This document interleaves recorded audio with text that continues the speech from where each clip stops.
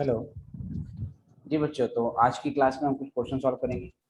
Right. एक assignment आपको मैंने पहले दिया था मटेरियल कॉस्टिंग का, तो उसी में से हमने आज कुछ क्वेश्चन सॉल्व करने हैं। राइट। तो ये क्वेश्चंस हैं, अगर आपके पास असाइनमेंट नहीं हो तो मुझे बता देना, मैं दोबारा सेंड कर दूंगा आपको। तो इसमें एक एक करके जितने भी क्वेश्चन हैं सारे क्वेश्चन हमने सॉल्व करने। तो सबसे पहले देखेंगे क्वेश्चन नंबर 1।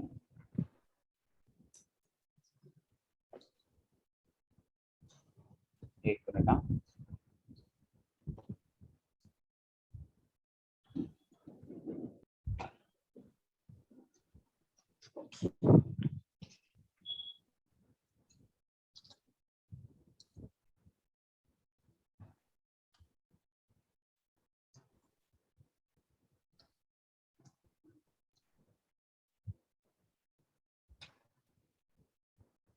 चलिए सबसे पहले तो ये फर्स्ट क्वेश्चन है, इसी को सॉल्व करेंगे।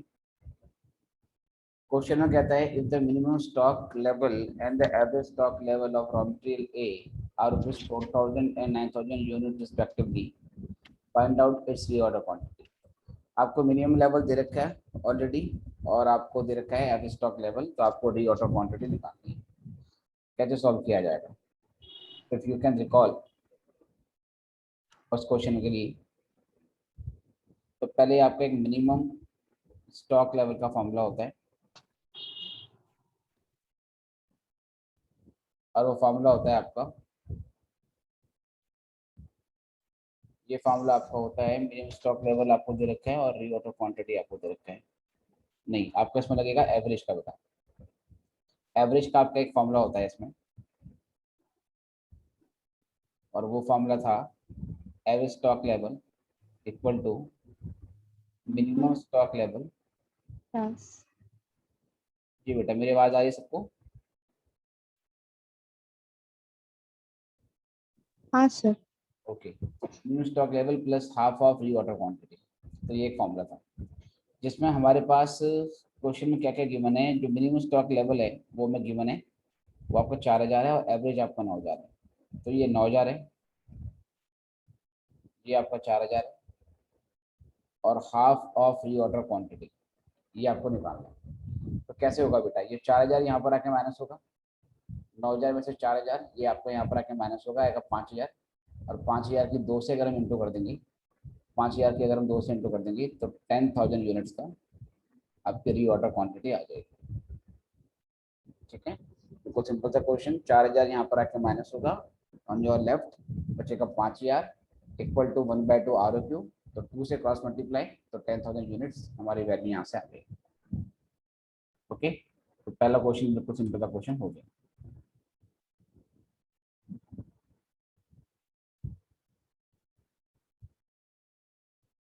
इसको करेंगे, इसके बाद क्वेश्चन नंबर सेकंड पे आएंगे। पहले लिख लो आराम से इसको।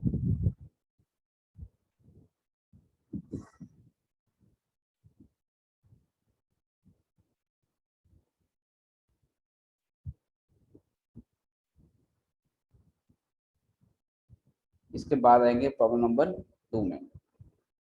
क्वेश्चन में आपको बोलता है, फर्स्ट क्वेश्चन आपने कर लिया होगा, average stock level equal minimum stock level plus half of are.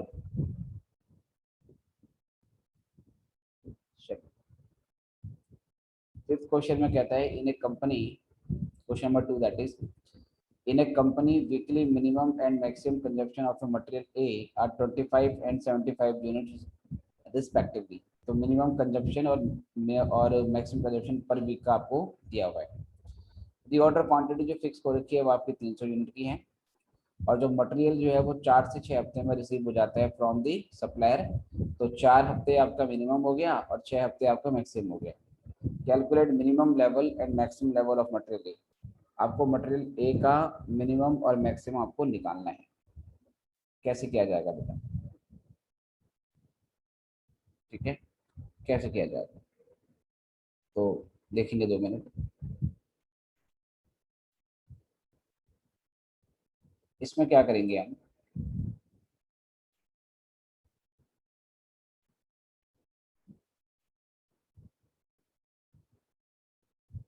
आ गया क्वेश्चन।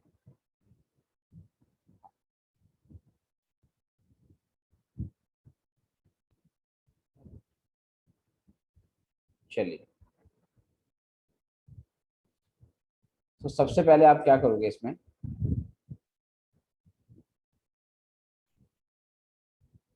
आपको यहाँ पर गिवन है क्वेश्चन में मिनिमम कंजप्शन पर वीक,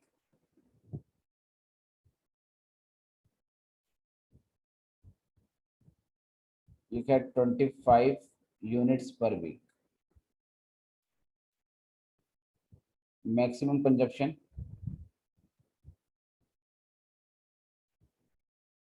ये दे रखा है आपको 75 यूनिट्स पर वीक। अब एवरेज निकालोगे बेटा, पहले तो जरा बताओगे एवरेज कंजप्शन कैसे निकालते हैं। एवरेज कंजप्शन ना दे रखी हो तो बेटा उसको कैसे निकाला जाएगा, और एवरेज को नॉर्मल भी बोलते हैं। If you can recall minimum plus maximum bye 2, तो ये आपका 50 आ गया, 50 यूनिट्स पर वीक। ठीक है, उसके बाद आपका मिनिमम रीऑर्डर पीरियड वो गिवन है,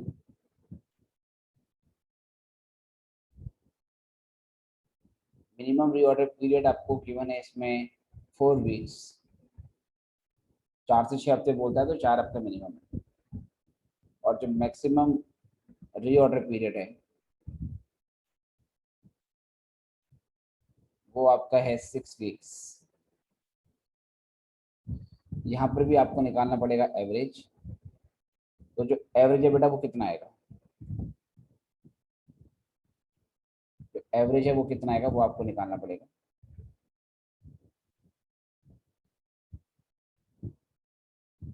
बस पेज निकालते हैं, वेट करेंगे।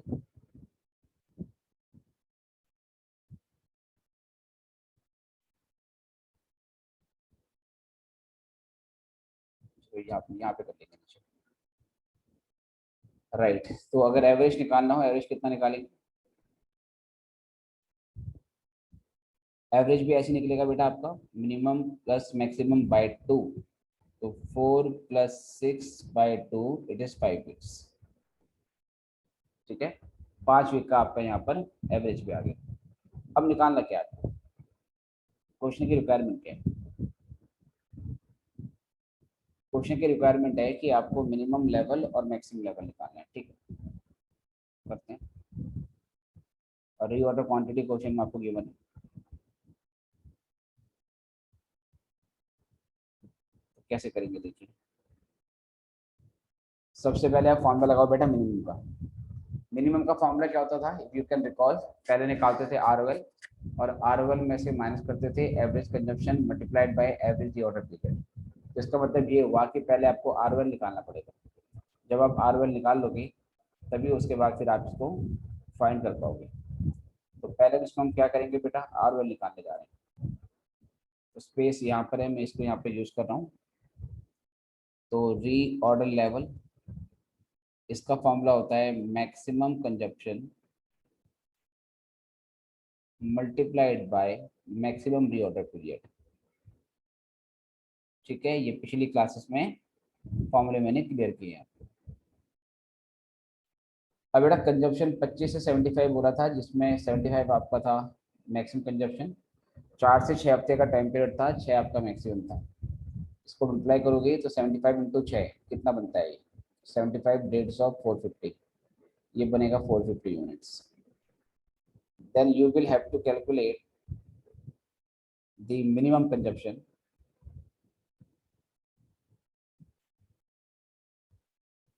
और मिनिमम कंजप्शन का आपका जो फॉर्मूला बनेगा,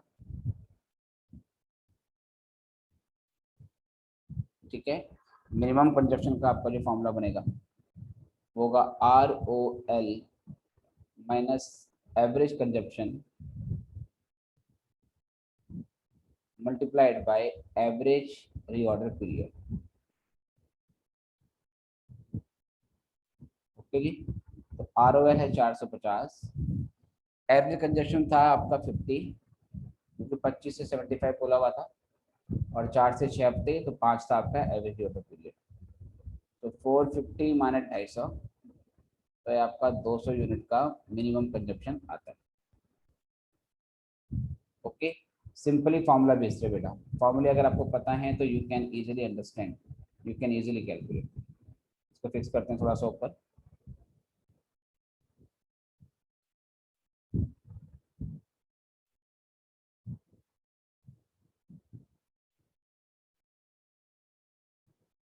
चलो, उसके बाद आपको निकालना है मैक्सिमम कंजप्शन।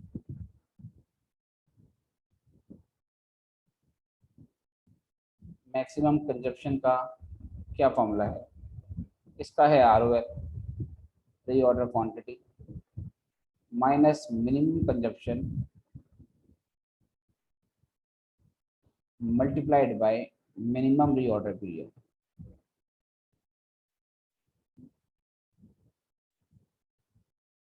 ठीक है, तो जो ROL है वो हमने निकाला था 450। रीऑर्डर क्वांटिटी हमें क्वेश्चन में गिवन होगी, उसके लिए क्वेश्चन पे वापस जाना पड़ेगा, which was question number second. Reorder quantity question में हमें बोला हुआ है कि ये 300 यूनिट पे फिक्स है। ओके,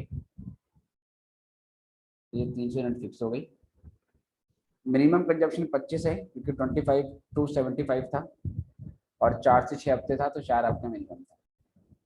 तो इट इज 750 माइनस 100, तो 650 यूनिट्स का आपका मैक्सिमम कंजप्शन भी आ गया।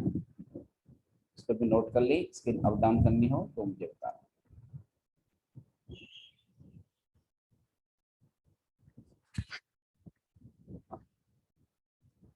अगर PDF नहीं है आपके पास तो मैं दोबारा आपको भेज देता हूँ, ऑल दो एक बार ग्रुप में भेजा हुआ है।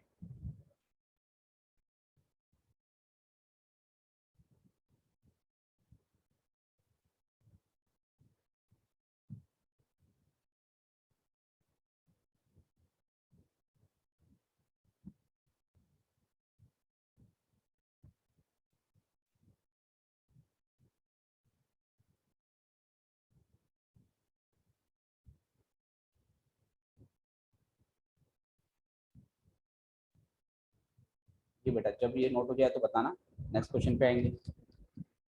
हो गया सर। जी बेटा, बाकी बच्चे बताइए।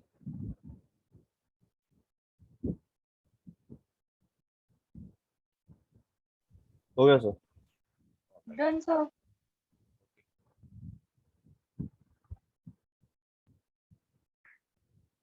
Then this is the problem number 3, इसको देखेंगे हम।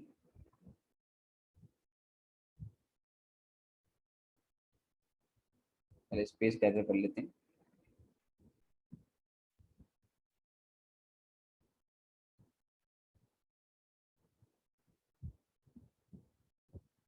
क्या बोलता है, कहता है G is a product manufactured out of the 3 raw material M, N and Q। G एक प्रोडक्ट है जिसको बनाने के लिए आपको 3 मटेरियल M, N, Q चाहिए होते हैं। Each unit of G requires 10 kilograms, 8 kilograms and 6 kilograms of M, N and Q respectively। क्या कहना चाहता है, अगर आप एक G बनाते हो, एक फिनिश प्रोडक्ट बनाते हो G का, तो उसमें एक में 10 किलो मटेरियल M लगता है, 8 किलो N लगता है और 6 किलो Q लगता है ना। मतलब एक कंप्लीट यूनिट ऑफ G बनाने के लिए आपकी इतनी इतनी रॉ मटेरियल की क्वांटिटी लगती है। रीऑर्डर लेवल M और N के वो गिवन है 15,000 किलो और 10,000 kg, और maximum level of Q given है, Q का मैक्सिमम लेवल दे रखा है आपको 25 kilogram. Weekly production of G varies from 300 to 500 units. G का जो वीकली प्रोडक्शन है वो 300 से 500 यूनिट है, जिसमें से 300 को हम मिनिमम प्रोडक्शन बोलेंगे और 500 को हम बेसिकली मैक्सिमम प्रोडक्शन बोलेंगे। और एवरेज अगर बोला होगा तो वो, अच्छा एवरेज भी दे रखा है, while weekly average production is 400 units. You are required to compute, आपको फाइंड करना है मिनिमम लेवल निकालना है M का, मैक्सिमम निकालना है N का, और रीऑर्डर आपको निकालना है Q का, राइट। इसके अलावा कुछ डेटा आपको दे रखा है एडिशनल, कि जो रीऑर्डर क्वांटिटी है वो मटेरियल M की 20,000 है, N की आपकी 15,000 है, Q की आपके पास 20,000 है, और जो डिलीवरी पीरियड है वो आपको दे रखे हैं तीनों के मिनिमम, एवरेज और मैक्सिमम, राइट। तो करते हैं क्वेश्चन, कैसे कैसे करेंगे। सबसे पहले आपको ध्यान रखना है कि इसमें आपको प्रोडक्शन दिया हुआ है। जबकि हम जो ये सारे के सारी चीजें कर रहे थे अब तक, दैट इज हम इकोनॉमिक ऑर्डर क्वांटिटी निकालते हैं या हम ये स्टॉक के लेवल फिक्स करते हैं, राइट, जिसमें आपका मिनिमम लेवल, मैक्सिमम लेवल, री और pre order level, danger level, average stock level, सारे के सारे लेवल हम मटेरियल के लिए रखते हैं, है ना, जो रॉ मटेरियल है उसके लिए फिक्स करते हैं। फिनिश अगर हमें प्रोडक्शन दिया हो तो फिनिश प्रोडक्शन को आपने रॉ मटेरियल की क्वांटिटी में कन्वर्ट करना पड़ेगा। उसके लिए क्वेश्चन में हमें गाइड किया हुआ है कि एक कंप्लीट जी को बनाने के लिए, एक कंप्लीट जी को बनाने के लिए हमें इतना इतना बेसिकली मटेरियल लगता है एम एन और क्यू का, राइट। तो we are required to find out minimum stock level of M. M का मिनिमम निकालेंगे तो मिनिमम का फॉर्मूला क्या होता है, तो पहले वो भी मालूम होना चाहिए आपको, that is R O L plus R O Q minus minimum into minimum. तो हमें आर ओ एल तो दिया हुआ है एम का, ठीक है, आर ओ एल हमें दिया हुआ है और रीऑर्डर क्वांटिटी भी हमें क्वेश्चन में गिवन है, बस हमें मिनिमम कंजप्शन और मिनिमम रीऑर्डर पीरियड निकालना है। चलो तो कैसे करेंगे देखना जरा। तो हमें निकालना है मिनिमम स्टॉक लेवल ऑफ ए, हमें ए का मिनिमम स्टॉक लेवल निकालना है। तो फॉर्मूला तो आपको पहले मन में याद होना चाहिए, R O L plus R O Q minus minimum consumption of material multiplied by minimum reorder period. सबसे पहले हम मिनिमम कंजप्शन निकालेंगे ए का, वो कैसे निकालेंगे देखो बेटा, सॉरी ए का नहीं एम का, M A, not M, not A, M A, right. सबसे पहले ये देखो वीकली प्रोडक्शन कितना होता है। वीकली प्रोडक्शन 300 से 500 होता है, 300 से 500 होता है। इसका ये मतलब है 300 मिनिमम प्रोडक्शन है और 500 आपका मैक्सिमम प्रोडक्शन है। अगर मुझे मिनिमम कंजप्शन निकालनी है तो मिनिमम कंजप्शन निकालने के लिए मिनिमम प्रोडक्शन लेना पड़ेगा और फिर उस मिनिमम प्रोडक्शन में कितना रॉ मटेरियल कंज्यूम हुआ एम का, वो मुझे यहाँ पे देखना पड़ेगा। तो अगर मैं आपसे पूछूं कि what is minimum consumption of A, minimum consumption of M, तो how would you calculate this, कैसे निकाला जाएगा। आप बोलोगे सर देखो मिनिमम प्रोडक्शन 300 यूनिट होता है पर वीक में, कितना होता है 300 यूनिट, और एक जी को बनाने में, क्योंकि ये जी की क्वांटिटी है, जी का मिनिमम प्रोडक्शन एक हफ्ते में 300 होता है और एक जी को बनाने में कितना एम लगता है, एक जी को बनाने में 10 किलो एम लगता है। तो 300 की क्या करोगे, 10 से मल्टीप्लाई करोगे, तो ये आपका आ जाएगा 3000 केजी पर वीक, 3000 केजी पर वीक। बोलो ये बात समझ में आई या नहीं। हमें ये पता लगाना है कि हम एम का मिनिमम कंजप्शन कितना करते हैं। तो पहले हमको ये देखना पड़ेगा जी का मिनिमम प्रोडक्शन कितना होता है, क्योंकि जी में एम कंज्यूम हो रहा है। अगर जी हम एक हफ्ते में मिनिमम 300 बनाते हैं तो मिनिमम 300 जी बनाने में कितना एम लगता होगा। अगर एक जी में 10 किलो एम लगता है, 1 जी में 10 किलो एम लगता है, तो 300 यूनिट्स ऑफ जी में कितना एम लगता होगा। तो 300 की आपको 10 से क्या करना पड़ेगी, मल्टीप्लाई करनी पड़ेगी। बताओ ये पॉइंट क्लियर है या नहीं Clear, sir. Everyone, Yes, sir. Clear. Right. अब Clear.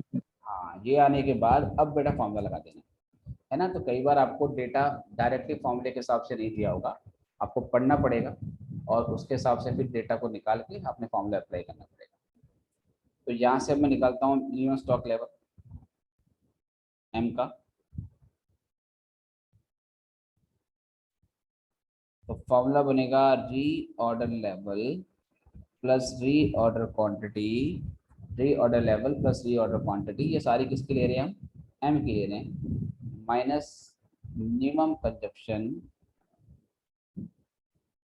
Minimum consumption multiplied by minimum री ऑर्डर पीरियड। ठीक है, चलो अब जो आर ओ एल है ना एम का, वो क्वेश्चन में पहले से ही गिवन है। आते हैं जरा, क्या बोला देखो, क्वेश्चन में कहता है reorder level of M, M का जो री ऑर्डर लेवल है वो 15,000 किलोग्राम का, ठीक है, तो एल का तो 15,000 है, डाल दिया जी 15,000। अच्छा ऐसे री ऑर्डर क्वांटिटी भी गिवन होगी इसकी, तो जो री ऑर्डर क्वांटिटी है एम की दे रखी है सर 20,000 है, चलो जी 20,000 ले लेते हैं, ठीक है, ये हो गया जी। उसके बाद क्या है, हमारे पास रीऑर्डर लेवल दे दिया, रीऑर्डर लेवल एम का दे दिया था 15,000, ठीक है, और रीऑर्डर क्वांटिटी भी दे दिया आपको 20,000। उसके बाद फिर यहाँ से minimum consumption multiplied by minimum reorder period. तो मिनिमम जो कंजप्शन है वो है आपका 3,000 पर वीक, ये पर वीक में है। तो फिर जो रीऑर्डर पीरियड है वो भी वीक वीक में होना चाहिए। रीऑर्डर पीरियड आपको एम का दे रखा है मिनिमम 2, और ये वीक में ही है, ये वीक में ही है, तो डायरेक्टली अप्लाई कर लेंगे इनटू 2। तो ये हो गया है 15,000, ये है 20,000, और ये है 6,000। तो करो जी कितना आया ये आ जाएगा 15 और 14, 29,000 units. Sir minimum stock level में formula reorder level minus average consumption into average reorder period नहीं था? ये मैंने मैक्सिमम निकाल दिया, सॉरी ये माई मिस्टेक है। ये क्या निकाला है, मिनिमम निकालना है मैक्सिमम निकालना है? राइट बेटा, मिनिमम निकालना है। तो बिल्कुल ठीक कह रहे हैं, ये फॉर्मूला मैंने मैक्सिमम का लगा दिया, ये मैक्सिमम का है, ये पूछा नहीं है हमसे वैसे। मिनिमम का क्या फॉर्मूला है सर? मिनिमम का फॉर्मूला देखो, मिनिमम का जो फॉर्मूला है, मिनिमम स्टॉक लेवल का जो फॉर्मूला है वो है हमारा ROL minus average consumption multiplied by average reorder period, ठीक है, ये लगेगा फॉर्मूला। बिल्कुल ठीक कह रहे हैं। अभी मेरी आंखें नहीं खुली है ठीक से, मैं अभी भी नींद में ही हूँ। 15,000 का ROL है, एवरेज कितना है बेटा? एवरेज कंजप्शन कितना होगा? अब एवरेज कंजप्शन के लिए फिर again you need to calculate minimum consumption maximum consumption by 2। तो एवरेज के लिए पहले हमें क्या एवरेज प्रोडक्शन गिवन है? हाँ एवरेज प्रोडक्शन गिवन था। एवरेज प्रोडक्शन हमारा 400 यूनिट था। चलो जी, अगर ये एवरेज प्रोडक्शन 400 यूनिट है, ओके, और एक जी में कितना एम लगता है बेटा आपका? 10 लगता है। तो यहाँ से हमें एवरेज कंजप्शन भी निकालनी पड़ेगी। अगर मैं यहीं पे लिख दूँ अब एवरेज कंजप्शन ऑफ एम, तो ये 400 यूनिट एवरेज प्रोडक्शन है और एक जी में 10 एम लगते हैं, तो ये 4,000 किलोग्राम पर वीक हो गया, ठीक है, ये 4,000 किलोग्राम पर वीक हो गया। क्योंकि हमें एवरेज प्रोडक्शन दे रखा है, तो एवरेज प्रोडक्शन में हम सीधे लगा देंगे कि एक जी को बनाने पे कितना एम होता है, तो वो निकालना पड़ेगा। तो 4,000 किलोग्राम पर वीक हो गया बेटा ये, ठीक है जी। तो एवरेज कंजप्शन हो गया 4,000 kilogram per week, right. Average reorder period कितना है? एवरेज रीऑर्डर पीरियड बेटा आपका 3 है। एवरेज रीऑर्डर पीरियड आपका 3 है, तो यहाँ पर 3 ले लेंगे। तो अल्टीमेटली ये आएगा 15,000 और 12,000, तो माइनस हो गया आपका 3,000 किलोग्राम, ये आपकी क्वांटिटी आ जाएगी, ठीक है। तो ये वाला पोर्शन करना था, कि बीच वाला मैक्सिमम वाला आपसे नहीं पूछा था। तो इसके लिए पहले आपको ये चाहिए होगा बेसिकली एवरेज वाला, ये मेन पार्ट निकालना पड़ेगा आपको, और फिर उसके बाद ये नीचे वाला पार्ट। सर एवरेज कंजम्पशन कैसे निकाले, आप थोड़ा सा बता दीजिए। देखो एवरेज प्रोडक्शन है, मैं क्वेश्चन में गिवन है, क्वेश्चन में कहता है जो जी है उसका हर हफ्ते हम 400 यूनिट बनाते हैं। जी हमारा फाइनल प्रोडक्ट है, राइट, जिसमें 3 मटेरियल एम एन और क्यू लगते हैं। तो जो जी है उसकी एक हफ्ते में ऑन एवरेज 400 यूनिट बनती है। अगर हम ऑन एवरेज 400 यूनिट जी की बना रहे हैं, तो इन 400 यूनिट में कितना एम लगता होगा? तो क्वेश्चन में ये बोला हुआ था each unit of G requires 10 kilograms, 8 kilograms and 6 kilograms of MnQ respectively. हमें केवल एम पे फोकस करना है। एक जी को बनाने में 10 किलो मटेरियल लगता है एम का, तो इसी हिसाब से अगर 400 किलो का प्रोडक्शन है ऑन एवरेज जी का, अगर 400 का अगर हम प्रोडक्शन कर रहे हैं ऑन एवरेज जी का, तो 400 जी में कितना एम कंज्यूम हुआ होगा? तो एक में 10 है, तो 400 में कितना? तो 400 into 10 that is 4,000 kilogram per week. Okay sir, clear sir. Right, ठीक है बेटा, बाकी सबने किया है इसको, कोई डाउट तो नहीं है?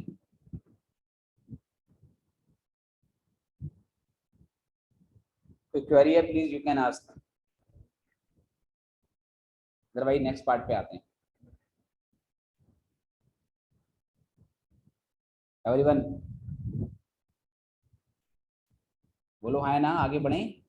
Yes sir. Yes, yes sir. Sir, yes sir. Okay okay प्यारे बच्चों, चलो देखो अब सेकंड पार्ट पे आते हैं। सेकंड पार्ट में कहता है आपको maximum stock level of N, M का आपको मैक्सिमम स्टॉक लेवल निकालना है। तो पहले मैं आपको समय दे रहा हूँ, आप ट्राई कीजिए क्या क्या आएगा इसका।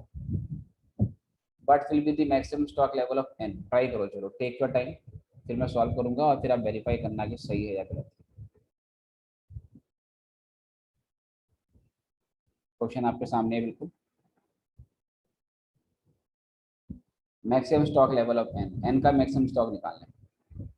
फॉर्मूला है R O L plus R O Q minus minimum consumption into minimum reorder period. चलिए 2-4 मिनट में आपको देता हूँ, कोशिश करो।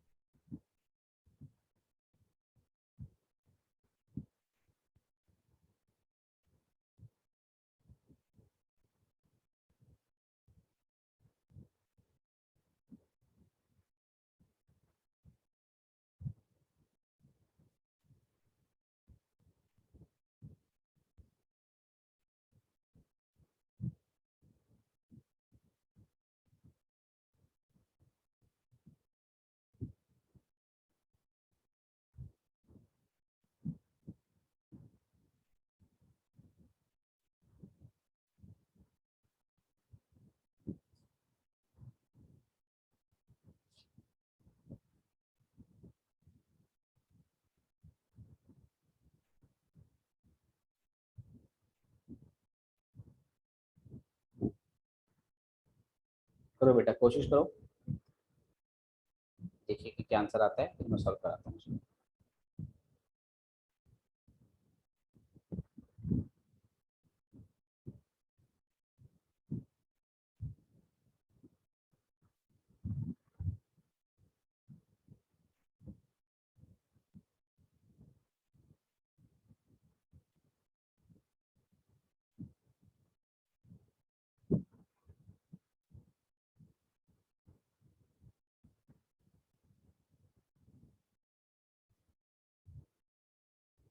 किसी का आंसर आए तो बताना।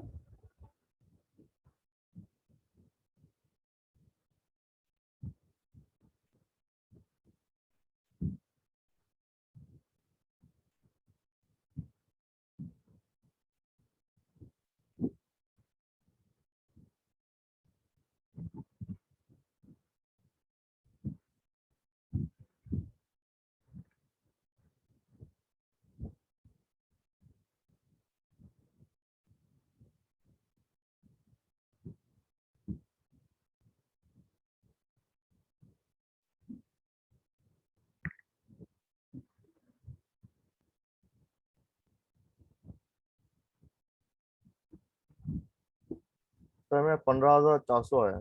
15,400, ठीक है, अभी देखते हैं। चलिए एक आंसर आ गया तो मैं सॉल्व करता हूँ फटाफट। तो सेकंड वाले पार्ट में आपको निकालना है maximum stock level of N.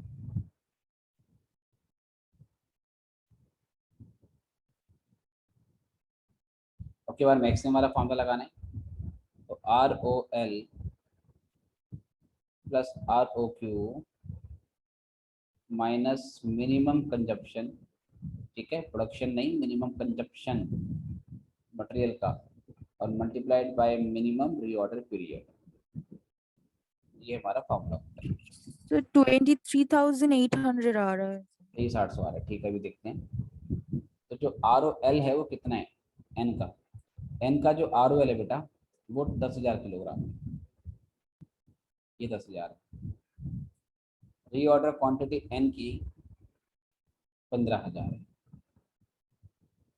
Minimum consumption, minimum consumption कैसे निकालेंगे, पहले मिनिमम प्रोडक्शन देखेंगे। मिनिमम प्रोडक्शन बेटा 300 है जी का, और एक जी को बनाने में कितना एन लगता है, एक जी को बनाने में 8 किलो एन लगता है, राइट। जी का मिनिमम प्रोडक्शन पर वीक का 300 यूनिट है और एक जी को बनाने में 8 किलोग्राम लगते हैं। तो पहले यहाँ 300 इंटू 8 करना पड़ेगा, तो ये तो मिनिमम कंजप्शन आएगा, है ना। ये तो मिनिमम कंजप्शन आएगा किसका, रॉ मटेरियल एन का। और इसका मिनिमम रीऑर्डर पीरियड देखना पड़ेगा। इसका मिनिमम रीऑर्डर पीरियड जो है वो 4 का है। अब ये इक्वेशन आपको सॉल्व करनी पड़ेगी। ये 300 इंटू 8 समझ में आया है नहीं बेटा एवरीवन? ये 300 इंटू 8 समझ में आया? हाँ सर। क्योंकि 300 यूनिट आपका मिनिमम प्रोडक्शन है, जी का प्रोडक्शन है, और एक जी में बनाने में कितना एन लगता है। तो क्वेश्चन में ऊपर गिवन था कि एक जी को बनाने में 8 किलो आपका एन लगता है, ये लाइन बोली गई थी। ईच यूनिट एक जी को बनाने में 10 किलो एम, 8 किलो एन और 6 किलो एन। क्योंकि अभी हम एन के लिए निकाल रहे हैं तो हमें एन का देखना पड़ेगा। तो ये करने के बाद ये हो जाएगा आपको 10 और 15, ये हो जाएगा 25,000। हाँ सर, 15,400। और ये 300 इंटू 8 इंटू 4 करो, कितना आएगा ये 8 या 9600। 9,600 आएगा ये। अब माइनस कर लो कितना आता है। 15,400। 15,400 ये सही आंसर बताया था जिसने भी बताया था, है ना, किलोग्राम में। ये सही आंसर था। चलो इसको नोट कर लेंगे। और सेम ऐसी तीसरा पार्ट भी अब पहले मैं आपको समय दूंगा करने के लिए। इसको नोट कर लेंगे पहले।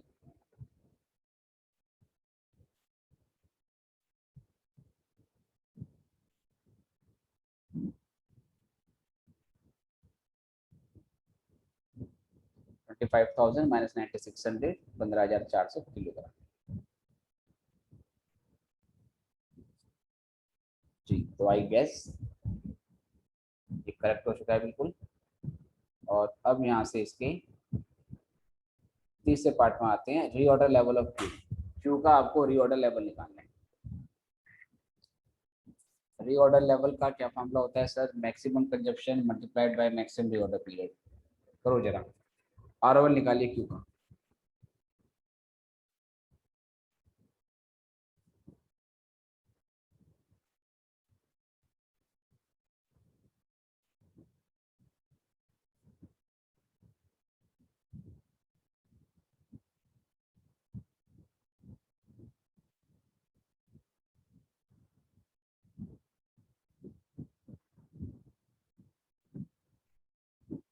$15,000। 15,000। अभी देखते हैं। तो आर का अगर मैं आपसे फॉर्मूला पूछूं तो इसका फॉर्मूला होता है maximum consumption multiplied by maximum reorder period. ठीक है। अब मैक्सिमम कंजप्शन कैसे निकालोगे? पहले जी का मैक्सिमम प्रोडक्शन देखो। जी का मैक्सिमम प्रोडक्शन है 500 यूनिट, हर हफ्ते मैक्सिमम 500 बनता है। और एक जी को बनाने में कितना क्यू लगता है बेटा? एक जी को बनाने में 6 किलो आपका क्यू लगता है। तो इस हिसाब से 500 इंटू 6, ये तो आपका मैक्सिमम कंजप्शन हो गया, right sir. 500 unit maximum production है जिसपे 6 किलोग्राम का आपका कंजप्शन होता है। तो मैक्सिमम कंजप्शन हो गया 500 इंटू 6, मतलब कि 3,000 किलोग्राम। और इसका रीऑर्डर पीरियड कितना है मैक्सिमम वाला? क्यू का जो मैक्सिमम प्रोडक्शन है सर वो 5 है, तो फिर यहाँ 5 करना पड़ेगा।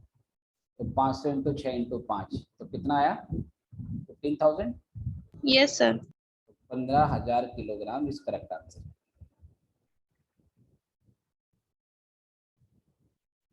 ठीक है, आई होप सबके समझ में आया होगा। कोई क्वेरी है तो यू कैन आस्क।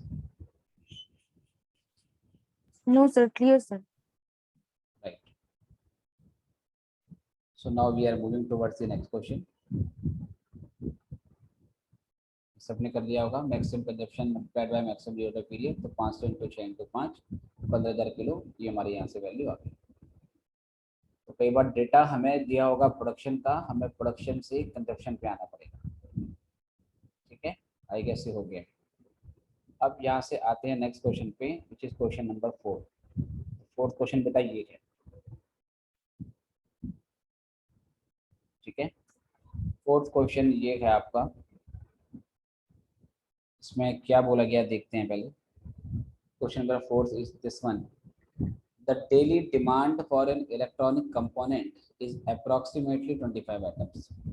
ठीक है सर, एक इलेक्ट्रॉनिक कंपोनेंट है, उसकी डेली डिमांड 25 आइटम्स की है, इतने हमें रोज लगते हैं.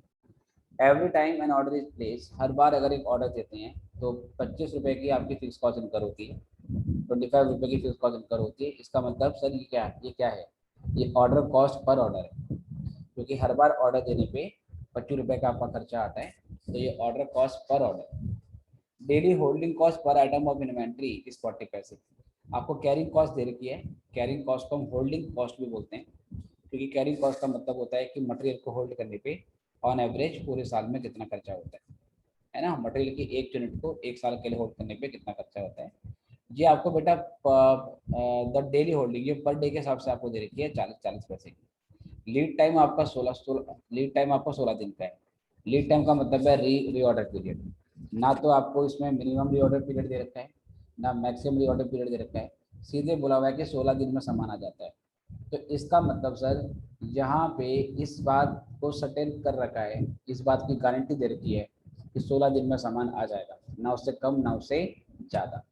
जहाँ पर सर प्रैक्टिकल लाइफ में चीज़ें सर्टेन नहीं होती, वहाँ पर हम रेंज बनाते हैं, जैसे मिनिमम 12 से 20 दिन है ना.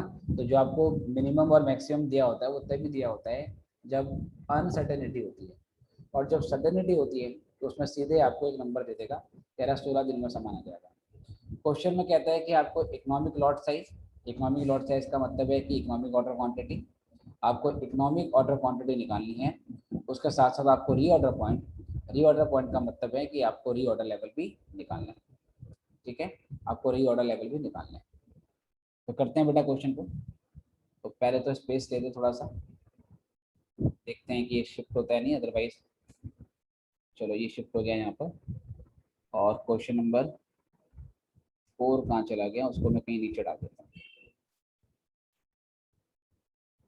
चलो 5 यहाँ डाल दिया. तो ये था हमारा, कहाँ गया भाई ये फर्स्ट क्वेश्चन, सेकंड क्वेश्चन, एक मिनट. हाँ ये रहा, इसको हटा देते हैं और क्वेश्चन सॉल्व करेंगे.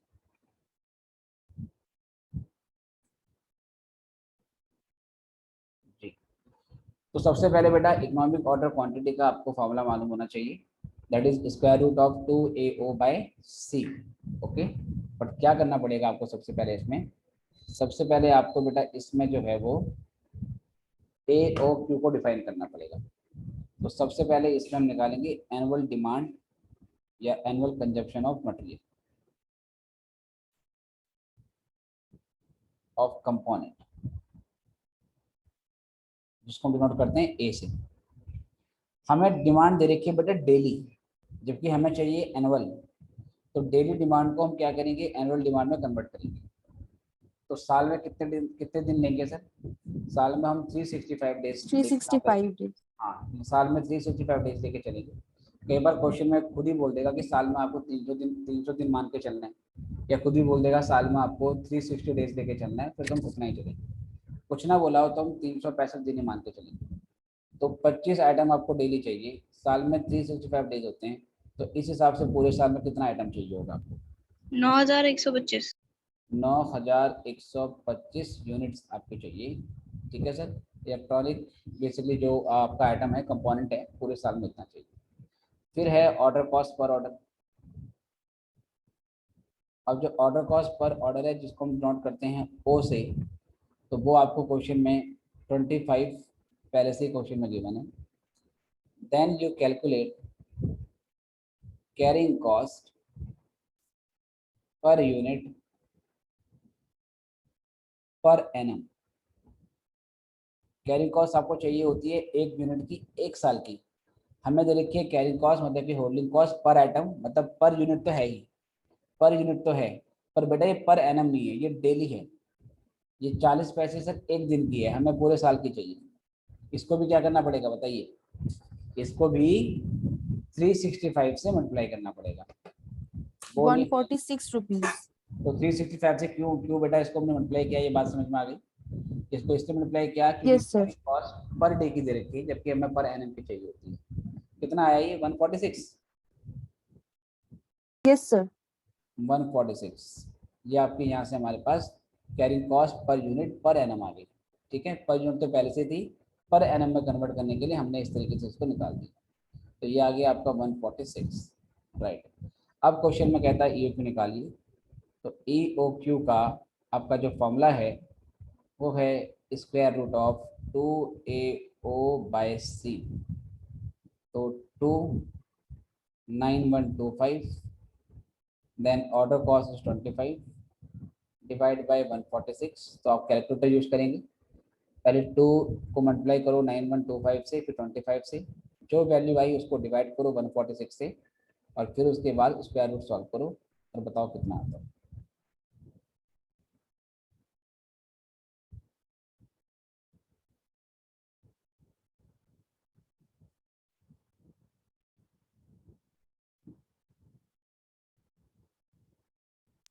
Fifty six 56। यस सर, ये राउंड ऑफ है सर। 55.90 आ रहा है। ओके, मैं भी देख लेता हूँ एक बार। 2 into 9125 multiplied by 25 divide bye, 55.90। तो ये 3125 आ रहे हैं, राइट। पहले तो सॉल्व करके, और 3125 का अगर हम स्क्वायर रूट निकालते हैं तो 55.90 आ रहा है। तो इसको मैं राउंड ऑफ करके 56 यूनिट ले सकता हूँ, है ना। कितना ले लेंगे? 56 यूनिट्स, राइट।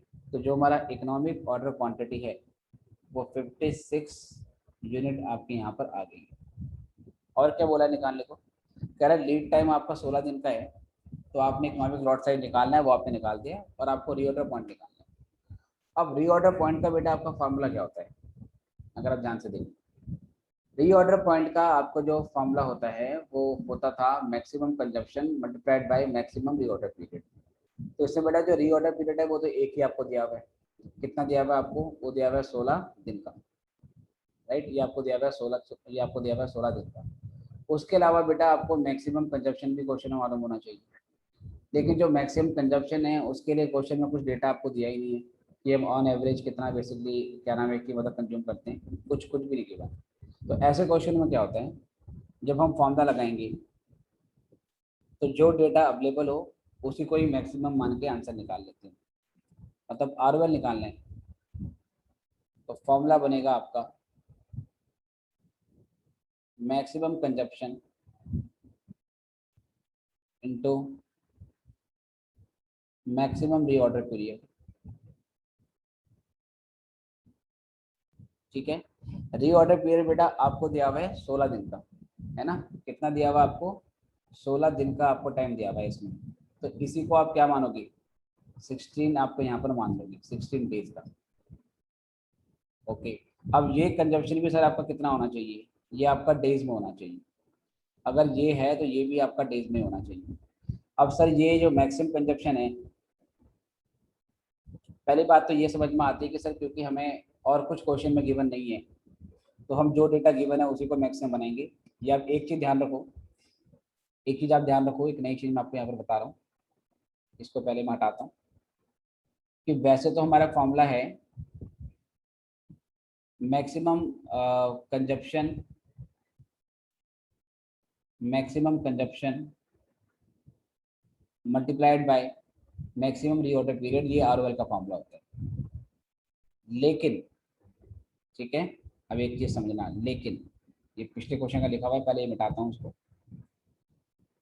फिर आपको एक नोट दे रहा हूं मैं यहाँ पर। इन केस ऑफ सर्टेनिटी, अगर सर्टेनिटी है बेटा, सर्टेनिटी का मतलब क्या है? जब आपको रेंज नहीं गिवन होती, जब आपको रेंज नहीं गिवन होती, जैसे रीऑर्डर पीरियड के लिए रेंज नहीं गिवन है कि 12 से 20 दिन, कुछ नहीं बोला, बस सीधे बोला हुआ है 16 दिन में सामान आ जाएगा। तो सर्टेनिटी वाला पॉइंट है।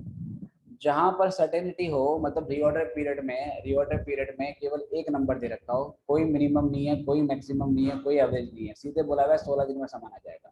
तो इसका मतलब यहाँ पे सर्टेनिटी है। उस सिचुएशन में अगर हम मैक्स ROL निकालेंगे तो ROL का मेरा जो फॉर्मूला बन जाता है वो बन जाता है average consumption multiplied by average reorder period. ये आपको ध्यान में रखना, एवरेज रीऑर्डर पीरियड, या एवरेज में नहीं लिखते, यहाँ पर रीऑर्डर पीरियड लिखते हैं, क्योंकि ना तो मिनिमम होता है ना तो मैक्सिमम होता है, एक ही रीऑर्डर पीरियड आपको दिया होता है, राइट। ये आपको ध्यान में रखना है। अगर आपके पास क्वेश्चन में सर्टेनिटी हो, सर क्या मतलब है सर्टेनिटी का? सर्टेनिटी का ये मतलब है आपको सीधे एक डेज बोल देगा कि इतने दिन में सामान आ जाता है, नथिंग एल्स। तो उस सिचुएशन में आरओएल का फॉर्मूला चेंज हो जाएगा, आप लगाओगे average consumption multiplied bye reorder period. अब एक बात को सुनना, रीऑर्डर पीरियड तो हमें क्वेश्चन में दे रखा है, कितने दिन में सामान आ जाता है हमारे पास बेटा? हमारे पास सामान आ जाता है in how many days? 16 days. 16 days. 16 दिन में सामान आपके पास आ जाता है, ये डेज में। तो ये कंजप्शन भी आपको किस में निकालना पड़ेगा? ये भी आपको डेज में निकालना पड़ेगा। अब सर ये मैं डे में कैसे निकालूंगा, है ना? अगर ये डेज में है, अगर ये डेज में है तो ये कंजप्शन मेरा पर डे का होना चाहिए, कंजप्शन मेरा पर डे का होना चाहिए, राइट सर। अब पर डे का कंजप्शन मैं कैसे निकालूंगा, या पर डे का रिक्वायरमेंट में कैसे निकालूंगा? तो बेटा पर डे का कंजप्शन तो क्वेश्चन में पहले से ही गिवन है, कितना बोला हुआ है? The daily demand is 25 items, रोज की डिमांड आपकी 25 यूनिट की है, तो यहाँ पर आप 25 लेके चलोगे, और 25 को 16 से इंटू कर लो। अब बताओ कितना आ रहा है? एवरेज 400 कंजप्शन आप पर डे का लोगे, क्योंकि रीऑर्डर पीरियड आपका डे में है, तो कितना आ जाएगा? 400। तो 400 यूनिट्स आपका यहाँ से आ जाएगा रीऑर्डर। इसमें कभी कभार क्या होता है कि हमें डेली डिमांड गिवन नहीं होती, हमें क्वेश्चन में डायरेक्टली एनुअल डिमांड दी होती है, ठीक है। ऐसा क्वेश्चन भी आपका जो सीएमए का मॉड्यूल है उसमें है। अगर सीएमए मॉड्यूल के चैप्टर में जाओगे तो एक्सरसाइज में एक ऐसा क्वेश्चन आपको मिलेगा, ठीक है। वो भी मैं आने वाली क्लास में डिस्कस कर लूँगा, या आपको होमवर्क में दे दूंगा, आपसे नहीं होगा तो फिर आप मुझसे पूछोगे, तब आपको मैं क्लियर करूँगा। मॉड्यूल में भी जो एक्सरसाइज है उसमें क्वेश्चन है कि उसमें सेम ऐसे देता है, आपको पहले ईएपी निकालना है और फिर आपको आरओएल निकालना है। बस उसमें क्या है कि हमें डेली डिमांड ना देके हमें एनुअल डिमांड दे रखी है, तो एनुअल डिमांड को पहले डेली डिमांड में कन्वर्ट करेंगे, एनुअल कंजप्शन को हम पर डे के कंजप्शन में कन्वर्ट करेंगे। तो वो कैसे कन्वर्ट किया जाएगा? अगर पूरे साल में सपोज मान लीजिए कि 7500 यूनिट्स की एनुअल डिमांड है, अगर पूरे साल के लिए 7500 यूनिट की एनुअल डिमांड है और मुझे पर डे का कंजप्शन चाहिए, तो एक साल में हम 365 डेज लेके चलेंगे और 7500 को 365 से डिवाइड कर देंगे, तो 7500 को 365 से डिवाइड करने के बाद पर डे का एवरेज कंजप्शन आ जाएगा। फिर वो आप यहाँ पर यूटिलाइज करोगे, फिर वो आप यहाँ पे लोगे और ये क्वेश्चन में पहले से गिवन होगा, फिर वहाँ से आपका आंसर आ जाएगा, ठीक है। तो ध्यान रखना है जहाँ पर सर्टेनिटी हो वहाँ पे आरओएल का फॉर्मूला चेंज हो जाता है, average consumption multiplied by average reorder period. और जब सर्टेनिटी होती है तो कोई मिनिमम लेवल नहीं होता, कोई मैक्सिमम लेवल नहीं होता, सीधे आरओएल होता है बस, नथिंग एल्स। हम बाकी लेवल निकालते ही, क्योंकि मिनिमम मैक्सिमम इनसर्टेनिटी के केस में निकाला जाता है। मिनिमम मैक्सिमम अगर अनसर्टेनिटी है तो ही निकाला जाता है, लेकिन जब सर्टेनिटी है कि हमारा रोज इतना कंजप्शन होना है, कन्फर्म है, ना इससे कम ना इससे ज़्यादा, इतने दिन में सामान आ ही जाएगा, ना इससे कम दिन में ना इससे ज़्यादा दिन में, तो कोई मिनिमम लेवल नहीं निकालते हम, कोई मैक्सिमम नहीं निकालते, सिर्फ वहाँ पे आरओएल निकाला जाता है। और फॉर्मूला क्या होता है? Average consumption multiplied bye reorder period. इसको नोट करेंगे, बताइए कि बात समझ में आई या नहीं। तो नेक्स्ट क्वेश्चन पे आएंगे।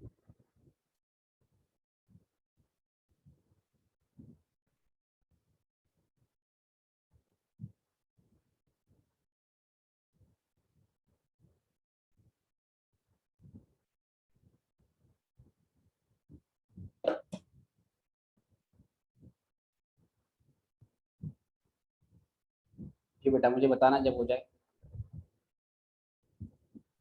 हो गया sir. Done, sir. All right. So we are moving towards the next part, which is question number, ये कौन सा था? 4th था, अब 5th पे आना है। चलो ये 5th का क्वेश्चन है, ऐसे क्वेश्चन मॉड्यूल में भी है और ये क्वेश्चन इंपॉर्टेंट है, एग्जाम में भी आएगा। 5th क्वेश्चन में कहता है a firm is able to obtain quantity discount on its order from the material as follow. एक फर्म है उसके पास कुछ बेसिकली क्या डिस्काउंट ऑफर है। क्वेश्चन ऐसा है और मतलब डिस्काउंट ऑफर ऐसा है, अगर वो 250 यूनिट से कम का ऑर्डर देती है, 250 यूनिट से कम मंगाती है, तो पर टन 6 रुपये का रेट लगेगा। अगर 250 टन से कम का सामान मंगाती है, ऑर्डर साइज 250 टन से कम का होता है तो 6 रुपये का रेट लगेगा। अगर ऑर्डर साइज एटलीस्ट 250 टन है लेकिन 800 से कम है तो 5.90 का प्राइस होगा। अगर 800 या उससे ज़्यादा होता है पर 2000 से कम होता है तो 5.80, 2000 या उससे ज़्यादा है पर 4000 से कम है तो 5.70, और 4000 या उससे ज़्यादा है तो 5.60 का। जो मटेरियल की एनुअल डिमांड है वो आपकी 4000 टन की है, और स्टॉक होल्डिंग कॉस्ट आपकी 20% of material cost per annum है। आपकी जो स्टॉक होल्डिंग कॉस्ट है वो 20% है, ये रेट ऑफ कैरिंग कॉस्ट आपको दिया हुआ है। तो delivery cost per order is ₹6, ठीक है। जो डिलीवरी कॉस्ट है वो आपका 6 रुपये पर ऑर्डर है। तो ये आपका क्या दे रखा है सर, ये आपका ऑर्डर ये दे रखिए order cost per order. You are required to calculate the best quantity to order. हमें पता लगाना है कि इसमें से कौन सी क्वांटिटी आपकी बेस्ट रहेगी। तो सबसे पहले हम क्या करेंगे, डिस्काउंट ऑफर को भी देखेंगे और इसके अलावा हम इकोनॉमिक ऑर्डर क्वांटिटी भी निकालेंगे अपनी। हम चेक करेंगे कि अगर हम डिस्काउंट ऑर्डर को मना ही कर दें तो क्या हमारा ईओक्यू सबसे बेस्ट रहेगा। अदरवाइज हमने ईओक्यू के साथ में बाकी सारे ऑफर भी डिस्काउंट के चेक करने पड़ेंगे, और जहाँ पर सबसे कम कॉस्ट आएगी वो हमारे लिए सबसे बेटर माना जाएगा। तो first of all what we will do, हम पहले ईओक्यू निकालेंगे। तो सबसे पहले चाहिए हमें एनुअल डिमांड या एनुअल कंजप्शन ऑफ मटेरियल। ध्यान रखना है कि ये जो भी हम एनुअल डिमांड ले रहे हैं यहाँ पर, ये मटेरियल की लेते हैं, फिनिश गुड्स की नहीं ले रहे हैं। अगर फिनिश गुड्स की दी होती है बेटा तो उसे आपने मटेरियल की डिमांड में कन्वर्ट करना पड़ता है। यहाँ तो बेटा मटेरियल है हमारे पास, तो एनुअल डिमांड जो ए है वो है 4000 टन की। Then order cost per order,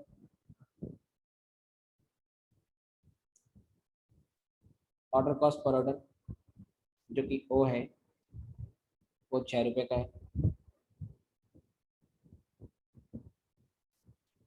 carrying cost per unit per annum जो कि यहाँ पे टन पे है, पर यूनिट पर एनम आपको निकालनी है। तो इसमें बेटा अगर ये नहीं दी होती है तो कैसे करते हैं कैलकुलेट, हम प्राइस ऑफ मटेरियल लेते हैं जो कि पर यूनिट के हिसाब से, मतलब पर टन के हिसाब से आपको दे रखे हैं, और इसमें रेट ऑफ कैरिंग कॉस्ट निकाल देते हैं। ये रेट ऑफ कैरिंग कॉस्ट भी पर एनम होना चाहिए। कई बार rate of carrying cost per month दिया होता है, तो पर मंथ के रेट को पर ईयर में कन्वर्ट करने के लिए 12 से मल्टीप्लाई करना पड़ता है, राइट। तो प्राइस ऑफ मटेरियल बेटा वैसे तो आपको कितने का है, 6 रुपये का विदाउट डिस्काउंट। जो सबसे आपका कह सकते हैं कि डिस्काउंट नहीं मिलेगा तो 6 रुपये का आपका रेट है। उसके बाद प्राइस कम होता जा रहा है डिपेंडिंग ऑन आपका ऑर्डर साइज पड़ता है। तो रेट ऑफ कैरिंग कॉस्ट 20% है, तो 6 का 20% निकाल देते हैं, तो ये आपको यहाँ पर 1.2 आता है, ठीक है, 1.2 पर यूनिट पर है। ये आने के बाद अब क्या किया जाएगा, ठीक है, अब क्या किया जाएगा सर, ये करने के बाद हम यहाँ से निकालेंगे ईओ। सर इस सम में ईओ क्यों निकालने का जरूरत क्या सर? हम ये भी देखेंगे कि बिना डिस्काउंट लिए, क्योंकि ना देखो क्या होगा, अगर हम 250 यूनिट से कम की क्वांटिटी मंगाते हैं, 250 से कम की क्वांटिटी मंगाते हैं तो 6 रुपये का रेट हमारा लगेगा। लेकिन 250 से कम तो कितना भी हो सकता है, 250 से कम तो 200 भी हो सकता है, 150 भी हो सकता है, 100 भी हो सकता है। हमें कैसे मालूम चलेगा कि 250 से कम में सबसे बेस्ट क्या है, उसके लिए हम ईओक्यू निकालें, राइट। क्योंकि 250 से कम कुछ भी हो सकता है, तो उससे कम में कितना, 200 मंगाए एक बारी में, 150 मंगाए, 100 मंगाए, 50 मंगाए, कैसे कैसे मैं मालूम आपका चलेगा, क्योंकि 250 यूनिट मंगाते ही पहला डिस्काउंट ऑफर एक्टिवेट हो जाएगा। पर 250 से कम मंगाएंगे तो कोई डिस्काउंट नहीं है, बट विदाउट डिस्काउंट में तो हम अपना क्या मंगाएंगे फिर, ईओक्यू के हिसाब से मंगाएंगे, इसलिए ईओक्यू निकालना पड़ेगा 2AO/C। तो ये हमारा सी क्वेश्चन में गिवन था हमें, राइट। तो 2 ऐसे ही रहेगा। एनुअल डिमांड कितनी है बेटा, 4000। ऑर्डर कॉस्ट कितने हैं, Sir, answer is 200. Order cost आपका 6, ठीक है, आपका 200 का आंसर आ रहा है। तो आपने चेक करा सर ये 200 यूनिट आ गई, ठीक है। अब जिसने भी पूछा था कि सर इसमें ये क्यों निकाल रहे हैं, देखो इसीलिए क्योंकि हमें पता है कि अगर हम डिस्काउंट ऑफर को मना कर दें तो फिर हम 200 मंगाएंगे, है ना, क्योंकि 250 से कम में डिस्काउंट नहीं है। तो उसमें 240 मंगाएं या 200 220 मंगाएं या 200 मंगाएं या 150 मंगाएं, तो मालूम चल गया 200 मंगाएंगे अगर हम डिस्काउंट ऑफर को अवेल नहीं करना चाहते हैं। तो अगर हम डिस्काउंट ऑफर को अवेल नहीं करना चाहते तो फिर 200 मंगाएंगे। जी हाँ, मतलब सर मिनिमम के ऑर्डर को डिफाइन करने के लिए यो क्यों लगेगा? राइट राइट, कि मिनिमम कम से कम कितना मंगाएंगे हम उसको डिफाइन करने के लिए हमारा ईक्वल लगेगा, बिल्कुल एक्जैक्ट। अगर बाय चांस ऐसा होता, पहले आप अपना नाम बताओ बेटा, जिसने मुझे क्वेश्चन पूछा है, क्या नाम है आपका? विशाल सर। हाँ हाँ विशाल।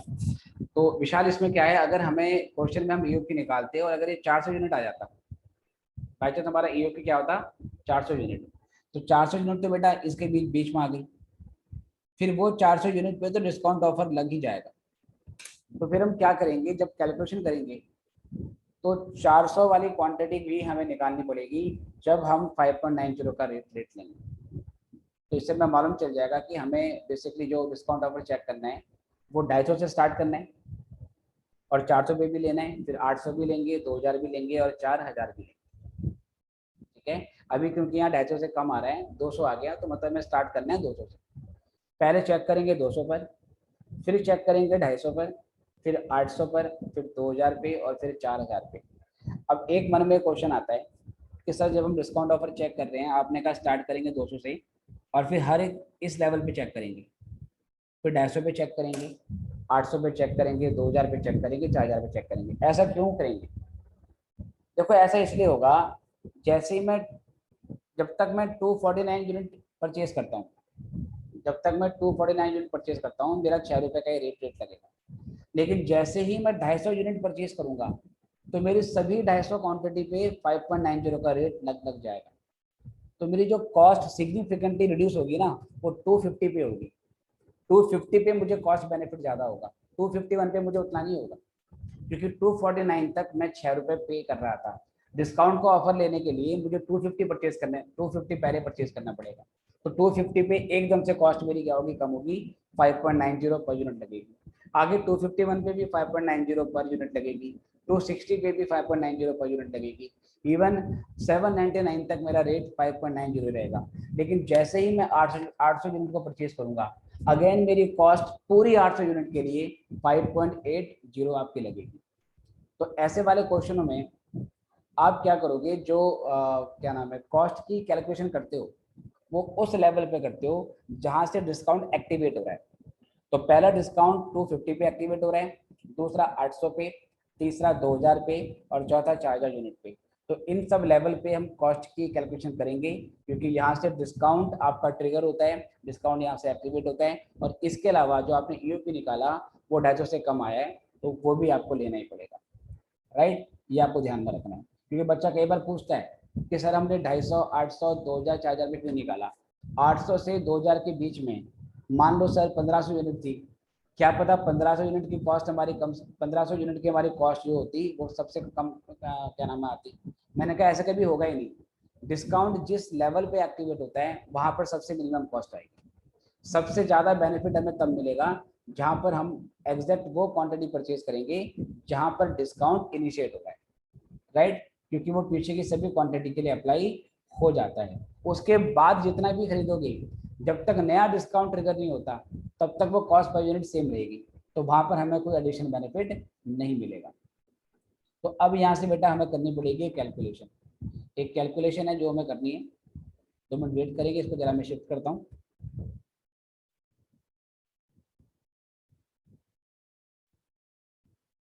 या चलो मैं एक नया पेज दे देता हूँ, 2 मिनट वेट करेंगे।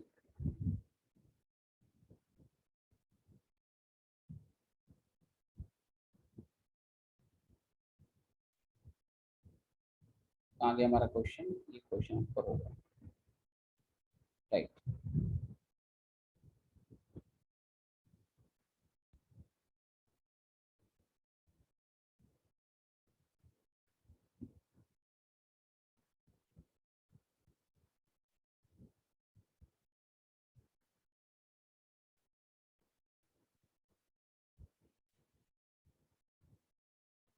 तो ये क्वेश्चन बहुत इंपॉर्टेंट है, एग्जाम में आया हुआ क्वेश्चन है और मॉड्यूल में भी सेम क्वेश्चन है, आई गेस फिगर भी सेम है शायद। सेम एक ही मॉड्यूल में सेम क्वेश्चन जी। तो ये क्वेश्चन में ले आए यहाँ पे और अब इसको सॉल्व करेंगे। एक मिनट, स्क्रीन बेटा विजिबल है ना आपको? Yes Yes, sir. sir.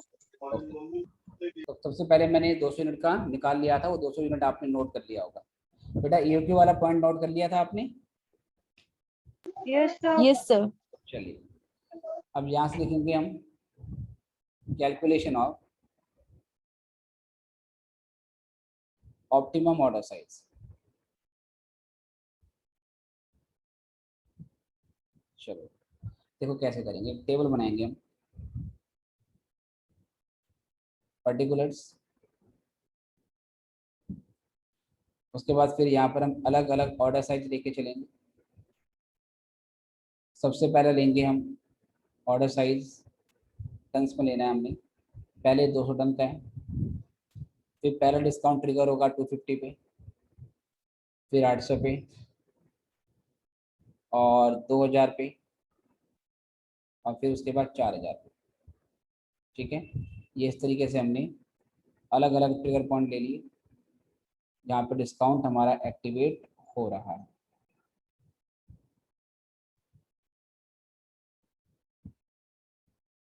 Right, चलो तो ये हमारे पास यहाँ से लेवल है, इसको एक्सटेंड करते हैं और कैलकुलेशन बहुत बड़ी होगी, बहुत ध्यान से देखना है आपको।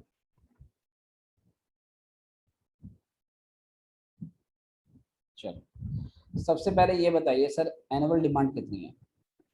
एनुअल डिमांड कितनी है पूरे साल के लिए? तो पूरे साल के लिए बेटा जो एनुअल डिमांड है वो तो 4000 ही थी, है ना? वो तो 4000 ही है, चाहे आप कितना भी ऑर्डर साइज रखो, पूरे साल के लिए तो आपको 4000 टन ही परचेज करना है। चलो अब मुझे ये बताइए कि नंबर ऑफ ऑर्डर्स कितने होंगे? Number of orders in an year. अगर मुझे पूरे साल में 4000 टन मटेरियल चाहिए और मैं एक बारी में 200 टन मंगा रहा हूँ, पूरे साल में 4000 चाहिए और एक बारी में 200 टन मंगा रहा हूँ, तो साल में कितनी बार मुझे ऑर्डर देना पड़ेगा? कैसे कैसे 20 times. हाँ कैसे बेटा फाइंड आउट किया आपने? ये 20 कैसे आया? आपने 4000 divided by 100. राइट, आपने इस 4000 को क्या करा, 200 से डिवाइड करा। पूरे साल में 4000 चाहिए और एक बारी में मैं 200 मंगा रहा हूँ, तो how many times I need to place order in an year? तो आपने बोला सर 20 बार सामान मंगाना पड़ेगा आपको। ठीक है जी, चलिए अगर पूरे साल में 4000 चाहिए और एक बारी में 250 मंगा रहा हूँ, तो कितनी बार मंगाना पड़ेगा?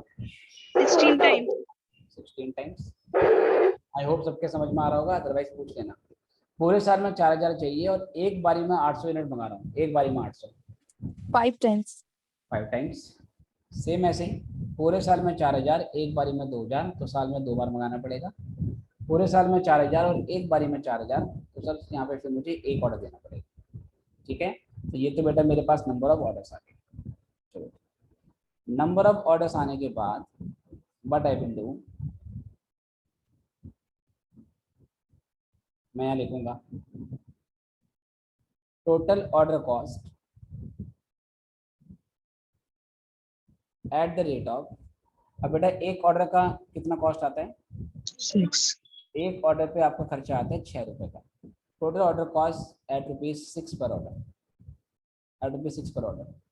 चलो अगर मैं पूरे साल में 20 ऑर्डर देने वाला हूँ और एक ऑर्डर पे 6 रुपए का खर्चा आता है, तो बताइए सर 20 ऑर्डर प्लेस करने पे कितना खर्चा आएगा? 120. 120। कैसे निकाला आपने? इस 20 को आपने क्या करा, 6 से मल्टीप्लाई कर दिया। ठीक है, इस 20 को आपने 6 से मल्टीप्लाई कर दिया, तो 20 × 6 120। सेम ऐसे 16 × 6 करना पड़ेगा, कितना आएगा? 96. 96। 5 × 6 30, 6 × 2 12 और 6 × 1 6। ये हमारे पास यहाँ से आ गया। चलो उसके बाद फिर यहाँ से हम निकालते हैं एवरेज इन्वेंट्री। एवरेज इन्वेंट्री, अब एवरेज इन्वेंट्री सर हम क्या मान के चलते हैं? अगर आपको ये याद हो तो ये हाफ ऑफ ऑर्डर साइज मानते हैं, हाफ ऑफ ऑर्डर साइज। ठीक है, ये एवरेज इन्वेंट्री हम मान के चलते हैं under the economic order quantity model, या उसके अलावा कोई और भी अगर ऑर्डर साइज हो जिस पर हम कॉस्ट कैलकुलेशन कर रहे हैं, उस सब के लिए एवरेज इन्वेंट्री आप हाफ ऑफ ऑर्डर साइज मानते हो। पहले वाले केस में आपका जो ऑर्डर साइज है वो 200 यूनिट है ना। आप 200 यूनिट का एक बारी में मंगाने के लिए सोच रहे हैं। अगर 200 यूनिट का ऑर्डर साइज है तो एवरेज क्या होगा? एवरेज करने के लिए इसका हाफ करना पड़ेगा। तो बताइए 200 का हाफ कितना हुआ? 100. 100। और सर ये टन्स में है, ठीक है, ध्यान रखना ये आपका टन्स में निकलेगा। तो इन टन्स आपको यहाँ पे लिख देना है, ठीक है ना, ब्रैकेट में लिख देना है। मैंने बहुत छोटा सा लिखा है, एवरेज इन्वेंट्री ब्रैकेट में इन टन्स, और ये हाफ ऑफ ऑर्डर साइज है तो 100 हो गया। अगला ऑर्डर साइज का ऑप्शन आपके पास 250 यूनिट है, राइट। अगला आप 250 मंगाएंगे तो बेटा 250 का भी हाफ करना पड़ेगा आपको। कितना आएगा? 125. 125. अगला 800 है, फिर 800 का आधा कितना होगा? 400. 100। फिर कितना है बेटा अगला? 2000। 2000 का आधा 1000, और 4000 का आधा 2000। जी आ गया, ओके जी। उसके बाद फिर आप क्या करोगे? यहाँ से लिखोगे आप price rupees per ton, price of material rupees per ton में कितना है। अगर आप 200 यूनिट मंगाते हैं तो कोई डिस्काउंट नहीं मिल रहा आपको, क्योंकि 250 से कम मंगाने पे आपका फुल रेट लगेगा। आप 200 मंगा रहे हैं जो कि 250 से कम है, तो 6 रुपये का रेट लग रहा है, राइट। अगर आप सर 250 मंगाते हैं तो 250 पे आते ही पहला डिस्काउंट पॉइंट एक्टिवेट हो जाएगा, तो यहाँ पर 5.90 की कॉस्ट पड़ेगी आपको। अगेन अगर आप सर 250 के बाद 800 मंगाते हैं तो 800 पे दूसरा डिस्काउंट एक्टिवेट हो रहा है, तो 5.80 का रेट लगेगा। अगर आप 2000 मंगाते हैं तो तीसरा पूरा हो जाएगा डिस्काउंट का रेट, डिस्काउंट का ऑप्शन 5.70, और 4000 पे 5.60 आपका यहाँ से हो गया। चलो जी, रेट ऑफ कैरिंग कॉस्ट बेटा क्वेश्चन में आपको गिवन है, rate of carrying cost question में आपको गिवन है, रेट ऑफ कैरिंग कॉस्ट, ठीक है, ये पर एनम बेटा आपको गिवन है। शायद ये 20% था, रेट ऑफ कैरिंग कॉस्ट आपका 20% ही रहेगा, है ना, ये आपका 20% ही रहेगा। चलो जी, अब यहाँ से मैं निकालूंगा, बहुत ध्यान से देखना है, मैं निकालूंगा carrying cost per unit per annum, carrying cost per unit per annum. Sir ये कैसे निकाली जाती है? इफ़ यू कैन रिकॉल, ये निकालने के लिए मुझे इनको मल्टीप्लाई करना पड़ेगा, क्योंकि रेट ऑफ कैरिंग कॉस्ट अगर दे रखा हो उसको price of material per unit पे अप्लाई कर देते हैं, तो वहाँ से carrying cost per unit per annum आ जाती है। तो 6 × 20% कितना आया सर? 1.2। यहाँ पर 5.90 × 20% 1.18. 1.18। सेम ऐसे इसको भी करो बेटा multiply, 1.16 is it? Yes, sir. 1.16 ऐसे यहाँ पे निकालोगे तो ये कितना आएगा? 1.14 आएगा, 1.14. और यहाँ पे 1.14, ठीक है, चेक कर लेना। तो यहाँ से ये आ गई बेटा हमारी कैरिंग कॉस्ट की rate per unit per annum, right. बहुत ध्यान से देखते रहना। अब मुझे बताओ टोटल कैरिंग कॉस्ट का फॉर्मूला क्या होता है? How do we calculate total carrying cost? If any of you can recall, total carrying cost का फॉर्मूला होता है, हाँ, Average inventory into carrying cost per unit per annum. ठीक है। तो एवरेज इन्वेंट्री की आपने मल्टीप्लाई करनी पड़ती है carrying cost per unit per annum से। एवरेज इन्वेंट्री बेटा हम निकाल चुके हैं। एवरेज इन्वेंट्री आपका था पॉइंट नंबर डी में, पॉइंट नंबर डी में हमने निकाली है एवरेज इन्वेंट्री, जो कि 100, 125, 400, 1000 और 2000 आपका निकला था। और carrying cost per unit per annum भी हम निकाल चुके हैं, तो जस्ट अभी निकाला है हमने पॉइंट नंबर एफ में, ठीक है सर, यहाँ निकाला है। तो मुझे अगर टोटल कैरिंग कॉस्ट निकालनी है तो मुझे यहाँ लिखना पड़ेगा कि मुझे डी को एफ से मल्टीप्लाई करना पड़ेगा, क्योंकि डी क्या था मेरा?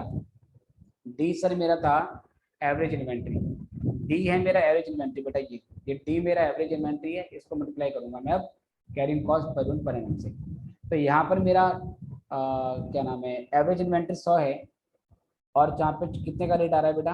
1.2 का रेट आ रहा है, तो 100 × 1.2 कितना आता है सर? 120। उसके बाद जो मेरा एवरेज इन्वेंट्री थी वो थी मेरी कितनी? 250 का आधा 125, उस पर रेट लगेगा 1.18 का, बताओ कितना आता है? 147.5. 147.5, 147.5। फिर अगला अगला बेटा 400 का, 400 का हाफ मेरा 200 हो गया होगा, 200 इंटू 1.16, 432 नहीं, 232 इतना ही है। इट इज 232, बताइए 200 इंटू 1.16 कितना ही है? Yes With sir. 2. ओके। उसके बाद बेटा अगला ऑर्डर साइज मेरा 800 था, 800 का आधा, ये कितना था? 800 था, कितना था यहाँ पर? एक मिनट, कुछ कॉलम मैंने कम तो नहीं कर दी? Sir, वो 4. अच्छा 400 है, वो ये 400 होगा बेटा। हाँ तो ये कितना हो जाएगा अब? ये 400 बेटा यहाँ पर। 464. हाँ तो 464 हो जाएगा, 464। 150 के बाद सीधे 800 था, 800 का था 400, फिर 2000 का आधा ये था 1000, और 1000 पे 1.14, it is 1140, 1140. Right. Then 2000 into 1.12, 2240. 2240, ठीक है सर। अब उसके बाद निकालेंगे बेटा टोटल परचेज कॉस्ट, ठीक है। पूरे साल के बेटा परचेज कॉस्ट क्या होगी? एक मिनट, इसको थोड़ा सा प्लेस करना पड़ेगा अप्रोप्रिएटली, जब हम वेट करेंगे ऊपर लाते हैं इसको और फिक्स करते हैं।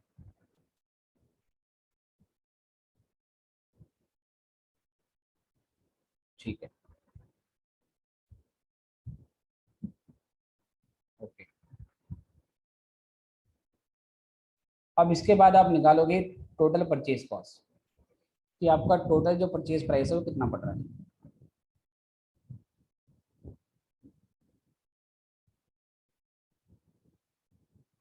टोटल परचेज प्राइस ये बेटा कैसे निकालोगे? देखो पूरे साल में बेटा आपको कितनी क्वांटिटी खरीदनी है?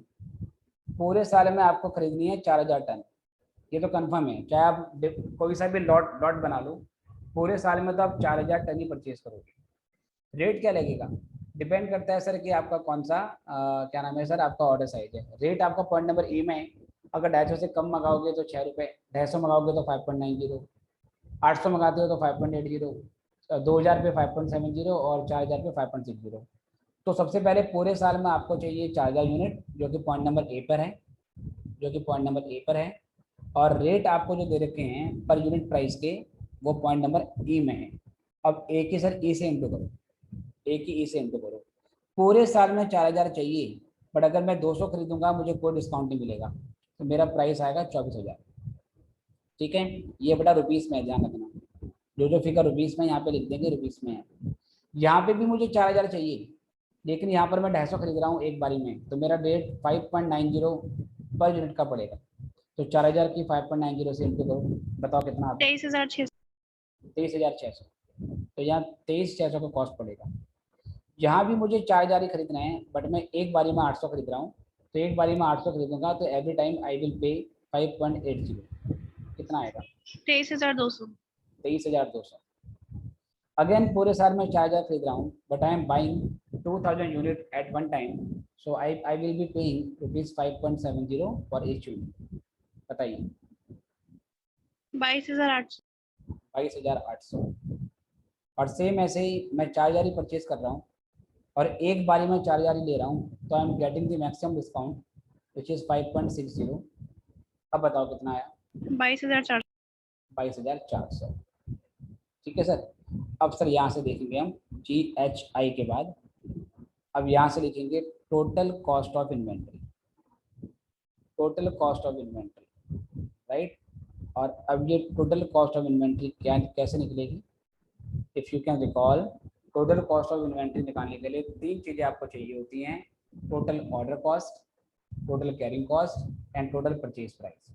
ये तीनों हम कैलकुलेट कर चुके हैं। तो जो टोटल ऑर्डर कॉस्ट है वो आपको पॉइंट नंबर सी में गिवन है ना, ये पॉइंट नंबर सी में गिवन है आपको, इसकी बात हो रही है। उसके बाद टोटल कैरिंग कॉस्ट, ये आपको पॉइंट नंबर इससे नीचे पॉइंट नंबर जी में निकाली गई है।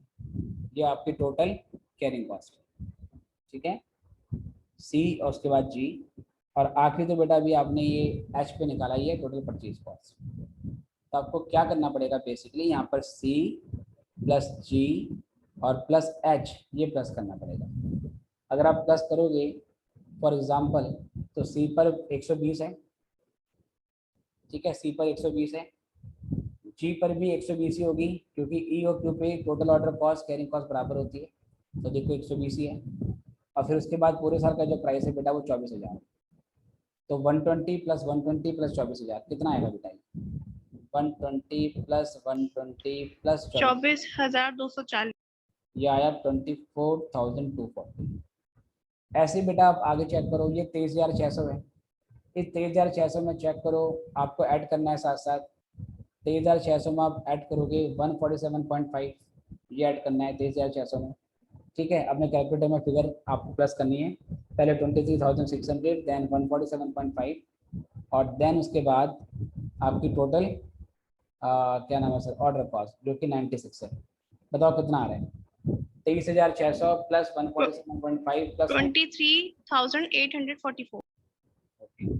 23,844, 844। तो ये राउंड ऑफ करने के बाद आया है Yes, sir. 844। Yes, sir. Okay, तो ये अप्रोक्सीमेटली इतनी वैल्यू आ गई है। सेम ऐसी बेटा बाकी निकालनी है, तो तीसरे पे आ जाओगे, तो तीसरे पे आप देखोगे सर मेरा परचेज प्राइस 23,200 का है, इस 23,200 में आप ऐड करोगे what would be your total carrying cost which is 464, 23,200 में प्लस किया 464, और प्लस किया बेटा इसमें 30 रुपए की आपकी ऑर्डर कॉस्ट, जी कितना आ रहा है? 23,694. 30,000, दोबारा 23,694. ठीक है। सेम ऐसे बेटा अगला भी निकालो, आप बताओ कितना आ रहा है? 23,952. 23,952, and the last one is, निकालो आराम से लास्ट वाला भी। 24,646. 24,646 46. या 3, 46. ठीक है। तो बेटा अब सबसे कम किस पे आ रहा है बताओ, सबसे कम कॉस्ट कितने आ रही है? लास्ट वाले कॉलम को देखना है। 24,240 है, 23,844 है, 23,694, 23,952 and 23,646। So if you can observe, you can see, I think this is the minimum cost. बोलो हाँ ना? Yes, sir. ये आपका सबसे लोवेस्ट है। तो यहाँ पर हमारा जो ऑर्डर साइज था वो कितना था? 800 यूनिट, 800. राइट, है ना? तो आप उसमें क्या बोलोगे? hence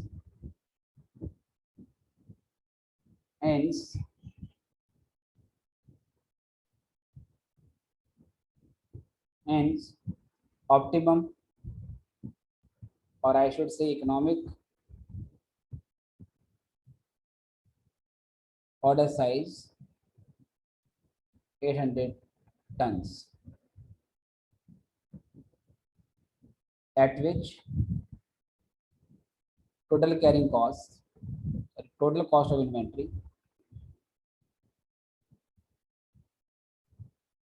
inventory total cost of inventory is minimized among all alternatives. जो भी हमारे पास ऑल्टरनेटिव हैं उसमें आपकी total cost of inventory minimise होगी, तो ये ऑप्शन सबसे ज़्यादा बढ़िया रहेगा, ठीक है। ये ऐसा क्वेश्चन एग्जाम में बहुत बार आया हुआ है और अच्छा खासा। Sir total cost of inventory के बाद क्या लिखे sir? Total cost of inventory is minimized among all alternatives. Total cost of inventory is minimized among all alternatives, right? तो ऐसा क्वेश्चन एग्जाम में बहुत बार आया हुआ है और आराम से 8 to 9 मार्क्स का क्वेश्चन आता है।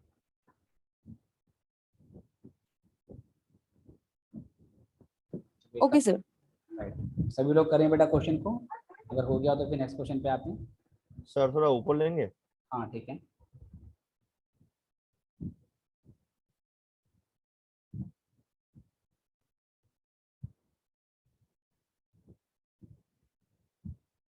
स्क्रीन अप डाउन करनी है तो बताना। और सर 8.6 ठीक है, एक मिनट।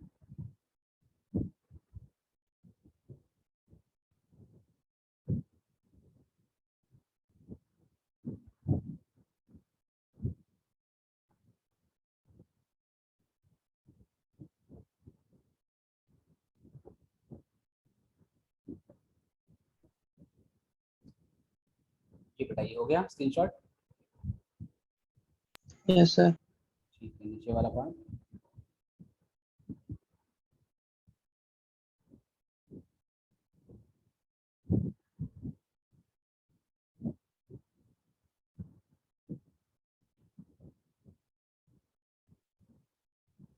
आई गेस ये भी हो गया होगा।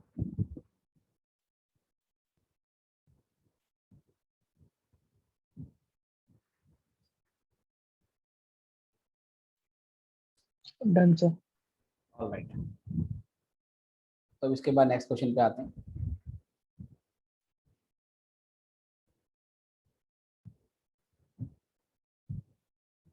तो ये था हमारा क्वेश्चन नंबर 4। क्वेश्चन नंबर 5 और वैरायटी देखते हैं कि और क्या इसमें क्वेश्चन है। वेट करेंगे। चलो, क्वेश्चन नंबर 6 है, ये आपको खुद घर से करना पड़ेगा। क्वेश्चन हम देख लेते हैं। 6 क्वेश्चन में कहता है JP limited manufactures of a special product. JP limited एक स्पेशल प्रोडक्ट को मैन्युफैक्चर करते हैं। Follows the policy of EOQ, और वो ईओक्यू की पॉलिसी को बेसिकली अप्लाई करते हैं, जिसके बारे में कुछ डिटेल गिवन है कि परचेज प्राइस पर कंपोनेंट आपका 200 रुपये का होगा, एक ऑर्डर की कॉस्ट आपकी 100 रुपये की होगी, और annual cost of carrying 1 unit in inventory. Annual cost जो थी आपकी 1 यूनिट की सर, वो 10% है परचेज प्राइस की, मतलब ये पर यूनिट पर एनम दे रखी है, बस परचेज प्राइस पर निकालनी पड़ेगी, मतलब 200 का आपको निकालना पड़ेगा 10%। तो carrying cost per unit per annum आपका यहाँ से निकल के आ जाएगा 20 रुपये का। Total cost of inventory and ordering per annum, आपको टोटल कॉस्ट दे रखी है इन्वेंट्री की और ऑर्डरिंग की पहले से ही 4000 रुपये की, है ना। मतलब इसमें आपको इन्वेंट्री की कॉस्ट आपको जोड़ रखी है और ऑर्डरिंग कॉस्ट आपको जोड़ रखी है। ये बेसिकली कैरिंग कॉस्ट का और ऑर्डर कॉस्ट का सम है यहाँ पर। जो आपको 4000 यहाँ पे दिया हुआ है ना, ये आपका कैरिंग कॉस्ट का ऑर्डर कॉस्ट का टोटल आपको दिया हुआ है, राइट। तो इसमें अगर हम देखें तो the company has been offered a discount of 2% on the price of the component, 2% of the price of the component provided and the lot size rupees 2000 component. Company को 2% का डिस्काउंट मिल जाएगा अगर कंपनी 2000 यूनिट परचेज करती है एक बार में। आपको EOQ निकालना है, फिर आपको ये बताना है कि डिस्काउंट ऑफर जो है वो आपको एक्सेप्ट करना है या आपको नहीं, क्या नाम है, करना है, ठीक है। और क्वेश्चन में ये बोला हुआ है assume that inventory carrying cost does not vary according to discount policy. इसमें ध्यान रखना कि आपका जो carrying cost per unit per annum है, ठीक है, उसको हर बार सेम रखना है आपको। जैसे पिछले क्वेश्चन में जब हमने carrying cost per unit per annum निकाली तो वो चेंज हो रही थी, पहले 1.20 आई है, फिर 1.18 आपकी आई है, और फिर उसके बाद 1.16 आ गई थी। इसमें कह रहा है ऐसा कुछ नहीं होगा, अगर प्राइस फ्लक्चुएट भी करेगा, अगर प्राइस फ्लक्चुएट भी करेगा डिस्काउंट की वजह से, हमारी carrying cost per unit per annum same रहेगी। आगे क्वेश्चन में कहता है वुड योर एडवाइस डिफर, आपकी एडवाइस डिफर करेगी अगर कंपनी को 5% का डिस्काउंट ऑफर एक सिंगल ऑर्डर में मिलता है तो, मतलब जो डिस्काउंट ऑफर है वो आपका बढ़ गया है, डिस्काउंट ऑफर आपको यहाँ पर बढ़ा दिया उन्होंने, और ये आपको बोल दिया कि 5% का आपका यहाँ पर रहेगा, राइट। तो सबसे पहले आपको इसमें करना क्या है, इसमें आपको परचेज प्राइस दे रखा है, कॉस्ट ऑफ ऑर्डर आपको दे रखा है, कैरिंग कॉस्ट भी आपको यहाँ पर दे रखी है। तो पहले सर वहाँ से वही आपको ईओक्यू निकालना पड़ेगा। आप ये देखोगे कि हमारे पास जो ईओक्यू है वो कितना आ रहा है, ठीक है, और ईओक्यू निकालने के बाद देन आप ये चेक करोगे कि हमारे पास क्या क्या डिस्काउंट ऑफर है, कितना कह रहा है। तो एक बार ईओक्यू पे कॉस्ट निकालोगे, एक बार डिस्काउंट पे कॉस्ट निकालोगे, और देखोगे कि इसमें से किस पर हमारा ऑप्शन बढ़िया आ रहा है। सी वाले पार्ट पे आपको दोबारा से करनी है बेटा कैलकुलेशन, और वो क्या है कि डिस्काउंट का रेट जो 2% है उसको बढ़ाकर आपको 5% का डिस्काउंट रेट लेके चलना है। फिर बताओगे कौन सा वाला ऑप्शन बेटा, ठीक है। एनुअल कंजम्पशन कैसे निकलेगा? इसमें एनुअल कंजप्शन कैसे होगी, यही इसमें मेन सबसे बड़ा पार्ट है। एनुअल डिमांड आपको निकालनी पड़ेगी, ये तो थोड़ा दिमाग लगाना आप, मैं चाहता हूँ कि आप पहले घर में से आके ट्राई करें। इस इंफॉर्मेशन से आपको यहाँ पर एनुअल डिमांड निकालनी पड़ेगी। इसमें ए मिसिंग है, इस क्वेश्चन में ए आपके पास मिसिंग है। तो आपके पास यहाँ total cost of inventory and ordering cost per annum आपको दे रखी है, ये आपको टोटल दे रखा है। आपको इसके हिसाब से क्या करना पड़ेगा, इसके हिसाब से आपको कैलकुलेशन करनी पड़ेगी। ये आप चेक करना, नहीं होगा तो कल वाली क्लास में मतलब नेक्स्ट क्लास में मैं इसको डिस्कस करूँगा, ठीक है। थोड़ा सा आप इसमें दिमाग लगाना बेटा। तो ये आपके लिए होमवर्क है, कर पाए तो ठीक, नहीं तो अगली क्लास में डिस्कस करेंगे। इसके बाद यहाँ पर नेक्स्ट क्वेश्चन पे आते हैं, विच इज क्वेश्चन नंबर 12। इसको भी पहले मैं नेक्स्ट पेज पे लेके जाता हूँ।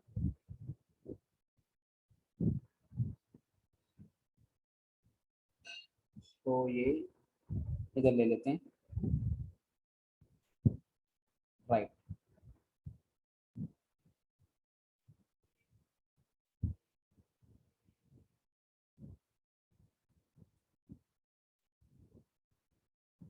ओके,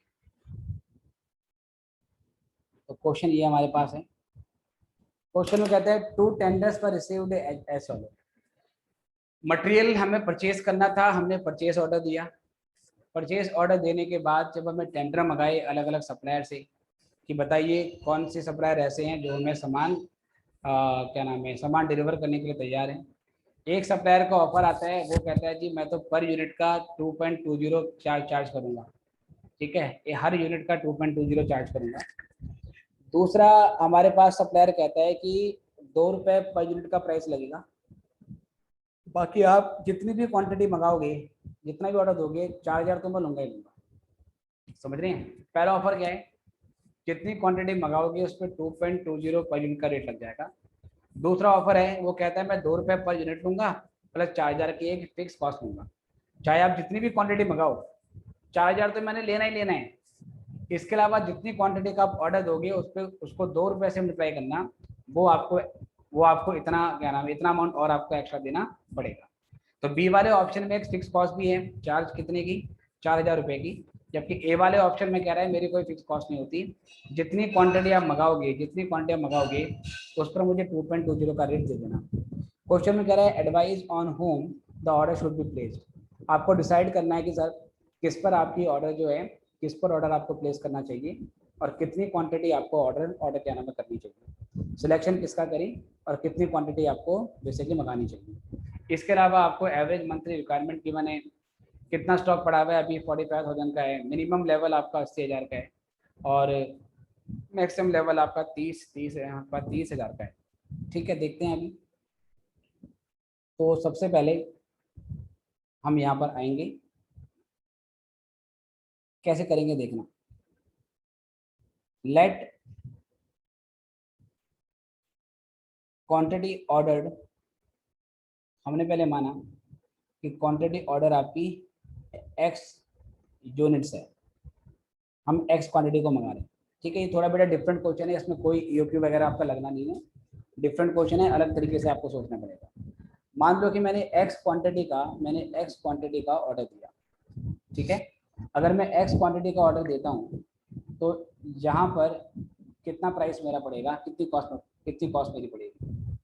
तो total cost at the rate of ₹2.20 per unit, तो कितनी हो जाएगी बेटा, ये 2.20x हो जाएगी।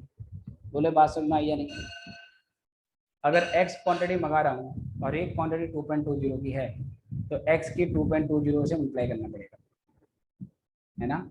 कितना आएगा बताइए, x इंटू 2.20x। क्या बात समझ में आ रही है? Yes, sir. Okay.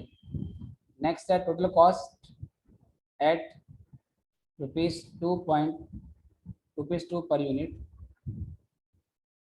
Plus fix cost. Second वाला ऑप्शन क्या है बेटा मेरा, सेकंड वाला ऑप्शन क्या है मेरा कि मेरी एक यूनिट का 2 रुपये पे करना पड़ेगा जो कि 2x हो जाएगा, प्लस मुझे एक 4000 रुपये का फिक्स अमाउंट तो देना ही देना, मुझे 4000 रुपये का एक फिक्स अमाउंट तो देना ही देना है, right sir. Okay ji.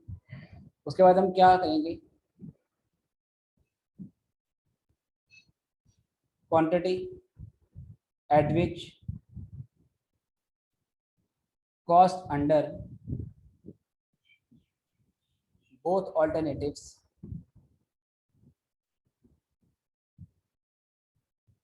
are same। हमें ये पता लगाना है ऐसी क्वांटिटी जिस पर दोनों ऑल्टरनेटिव में कॉस्ट सेम हो जाएगी। तो मैं इन दोनों को क्या कर दूंगा बेटा, बराबर रख दूंगा कि कौन से ऑर्डर साइज में इन दोनों की कॉस्ट आपस में इक्वल होगी, पहले ये पता लगाना। इसको आप ग्राफिकली भी समझना चाहें तो ग्राफिकली भी समझ सकते हैं। ये 0 और ये एक्स एक्सिस और ये वाई एक्सिस, यहाँ पर मेरी क्वांटिटी है और यहाँ पे मेरी टोटल कॉस्ट है। पहला जो मेरा ऑफर है वो 2.20 का है, तो बेटा ये ऐसे जाएगा, ठीक है। ये मेरे पास क्या है सर, यहाँ पे मेरे पास वह है जब प्राइस आपका ₹2.20 पर यूनिट है, ठीक है। अगर मैं 0 मंगाऊंगा तो 0 की मेरी क्वांटिटी हो जाएगी। दूसरे वाले में क्या है सर, दूसरे वाले में आपका 4,000 रुपये की फिक्स कॉस्ट है, 4 तो आपको देना है, उसके अलावा जितनी क्वांटिटी आप मंगाओगे वो आपके लिए बेस्ट रहेगा। तो दूसरा वाला जो आपका कर्व होगा बेटा वो ऐसे यहाँ से नीचे जाएगा और यहाँ पर आपका जो प्राइस है, ठीक है, वो आपका ₹2 पर यूनिट है और प्लस आपकी 4,000 की फिक्स कॉस्ट है। ये वो पॉइंट है जहाँ पर दोनों ऑल्टरनेटिव में कॉस्ट क्या हो जाएंगी, बराबर हो जाएंगी। ये वो ऑल्टरनेटिव है जहाँ पर दोनों ये वो क्वांटिटी साइज होगी जहाँ पर दोनों कर्व कट कर रहे हैं, जहाँ पर दोनों की कॉस्ट आपस में बराबर हो जाएगी। क्या ये बात समझ में आ रही है? जहाँ पर दोनों की लाइनें इंटरसेक्ट करेगी उस पॉइंट ऑफ इंटरसेक्शन पे cost under both option will be same. क्या ये बात समझ में आ रही है? Yes sir. पक्का बेटा, ग्राफ समझ में आता है सबको? Yes sir. Point of intersection पे कॉमन सॉल्यूशन होता है। तो मैं इसको जब इक्वेट करता हूँ, तो यहाँ से मेरे पास ऐसी क्वांटिटी आएगी जहाँ पर कॉस्ट सेम रहेगी। इसको सॉल्व करता हूँ तो ये 2.20x माइनस 2x, ये हो गया आपका 4,000, फिर ये हो गया 0.2x 4,000। तो यहाँ से x की वैल्यू क्या है बताइए?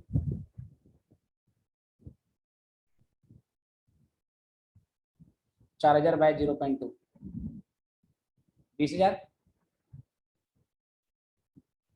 क्या बेटा ये 20,000 यूनिट आ गई आपकी? Yes, sir. 3,000। राइट। इसका ये मतलब है अगर हम 20,000 यूनिट मंगाते हैं, बेटा ये क्वांटिटी आपकी 20,000 यूनिट निकल के आ गई। अगर हम 20,000 यूनिट मंगाते हैं तो हमारे पास दोनों में कॉस्ट क्या आएगी बेटा, बराबर आएगी। हमारे पास दोनों में कॉस्ट बराबर आएगी। अच्छा जी, अगर 20,000 से बेटा कम मंगाते हैं तो, अगर 20,000 से कम, अगर हम 20,000 से कम मंगाते हैं तो मान लो इतना मंगाते हैं, तो यहाँ पे चेक करो 20,000 से कम पे मंगाने पर कौन सी लाइन ऊपर है? 20,000 से कम मंगाने पे ये ऊपर है और ये नीचे है। तो 20,000 से कम मंगाएंगे तो किस पे कॉस्ट ज़्यादा आएगी, सेकंड ऑल्टरनेटिव पे या फर्स्ट पे? ये फर्स्ट ऑल्टरनेटिव है, तो ये फर्स्ट ऑल्टरनेटिव है, इसको मैं मान लेता हूँ फर्स्ट, इसको मान लेता हूँ सेकंड। अगर मैं 20,000 से कम मंगाता हूँ किस पे कॉस्ट मेरी ज़्यादा आएगी? सेकंड पे। सेकंड वाली पे, क्योंकि उसकी लाइन ऊपर है, अगर आपको समझ में आ रहा हो। तो 20,000 से अगर कम मंगाना हो तो फर्स्ट वाला ऑप्शन बेटर है।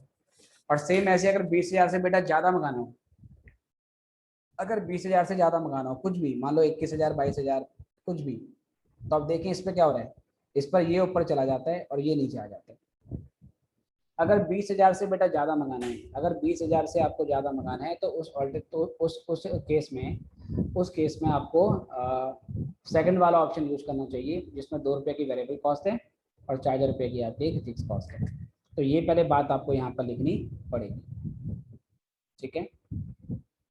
चलो, तो यहाँ पर लिखेंगे हम कि ऑर्डर साइज कितना होना चाहिए। तो यहाँ पर हम एनालाइज कर रहे हैं ऑर्डर साइज कितना होना चाहिए। और यहाँ पर ऑप्शन सिलेक्टेड,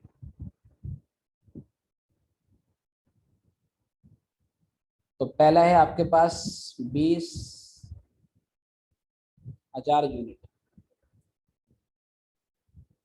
ठीक है ना। ये ऑर्डर साइज ना कह के आप इसको डिमांड भी बोल सकते हो कि पूरे साल में अगर 20,000 आपको खरीदना है तो आपके लिए जो ऑप्शन सिलेक्टेड होगा वो होगा both options are good. Both options are equally good, दोनों के दोनों आपके इक्वली गुड है। अगर आपको 20,000 से ज़्यादा खरीदना है, अबव 20,000 यूनिट्स, तो बेटा कौन सा वाला बढ़िया रहेगा बताइए।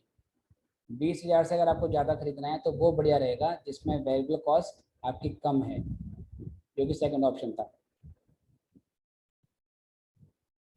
Option with lower variable cost per unit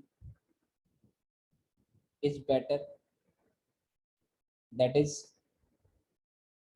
rupees 2 per unit plus rupees 4,000।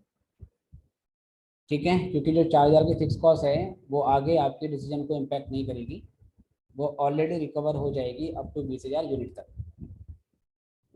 अगर आपको कम खरीदना है, लेसर देन 20,000 यूनिट्स, तो option with no fix cost, जिसमें कोई फिक्स कॉस्ट नहीं है, वो आपका बेटर रहेगा।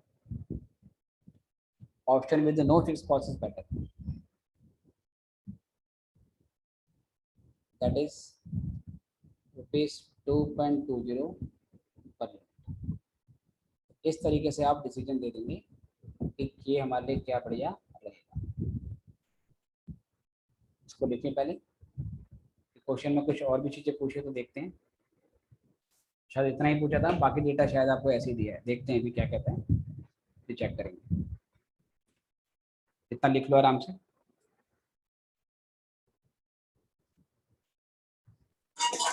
सर अबव 20,000 यूनिट्स पे जो ऑप्शन सिलेक्शन है हाँ, उसमें आप क्या लिखे सर?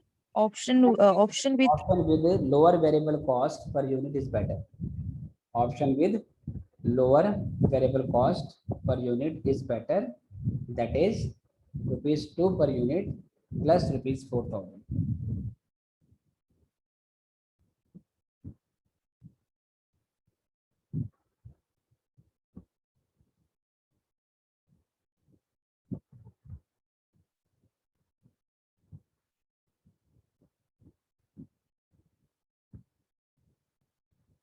ठीक है बेटा, option with lower variable cost per unit is better. Yes sir, okay और ओके सेकंड वाले में लिखा है, थर्ड वाले में option with no fix cost is better. Option with no fix cost is better, that is rupees 2.20 per unit. Okay sir. ठीक है बेटा एवरीवन, तो ये हमने जो ऐसे निकाला, हमने निकाला था कि 20,000 यूनिट पे कॉस्ट सेम आएगी। इसको करने का एक तरीका और होता है आपका, ऑल्टरनेटिवली ये जो 20,000 यूनिट है इसको हम इनडिफरेंस या इंडिफरेंट ऑर्डर साइज भी बोलते हैं इसको, इंडिफरेंट ऑर्डर साइज या इंडिफरेंट कॉस्ट क्वांटिटी बोल सकते हैं। इंडिफरेंट कॉस्ट क्वांटिटी अगर आप एक्स मान के नहीं करना चाहते तो इसका एक और फॉर्मूला होता है, difference in fix cost divide by difference in variable cost per unit. अगर आप x नहीं मानना चाहते तो आप शॉर्टकट से भी निकाल सकते हैं 20,000 यूनिट को, वो क्या है, difference in fix cost divide by difference in variable cost per unit. तो बेटा पहले वाले ऑप्शन में तो फिक्स कॉस्ट थी नहीं, मतलब कि 0 है, और दूसरे वाले में फिक्स कॉस्ट कितनी है बेटा, दूसरे वाले में फिक्स कॉस्ट है आपकी 4,000। तो 0 और 4,000 में कितने का अंतर हो गया, 0 और 4,000 में 4,000 का अंतर हो गया। 4,000 थी ना फिक्स कॉस्ट या 2,000 थी? फिक्स कॉस्ट कितनी थी बेटा, चेक कर लो। 4,000 सर। 4,000 ही थी, ठीक है, फिक्स कॉस्ट 4,000 ही है। तो पहले वाले ऑप्शन में कोई फिक्स कॉस्ट नहीं है, मतलब 0 है, सेकंड वाले में 4,000 है, तो 4,000 का अमाउंट ऊपर ले लेंगे और नीचे लेंगे डिफरेंस इन वेरिएबल कॉस्ट। एक में 2.20 है और दूसरे में 2 है, तो 2.20 में से आप 2 माइनस करेंगे तो 4,000 डिवाइड बाय 0.2, तो यहाँ से भी आपका जो आंसर है वो 20,000 यूनिट ही आएगा। तो आप x नहीं मानना चाहते तो आप इंडिफरेंट ऑर्डर साइज या इंडिफरेंट कॉस्ट क्वांटिटी निकालने के लिए ये फॉर्मूला भी यूज कर सकते हैं। ये आपकी मर्जी है कि आप कौन सा फॉर्मूला लगाना चाहें, that is all your choice.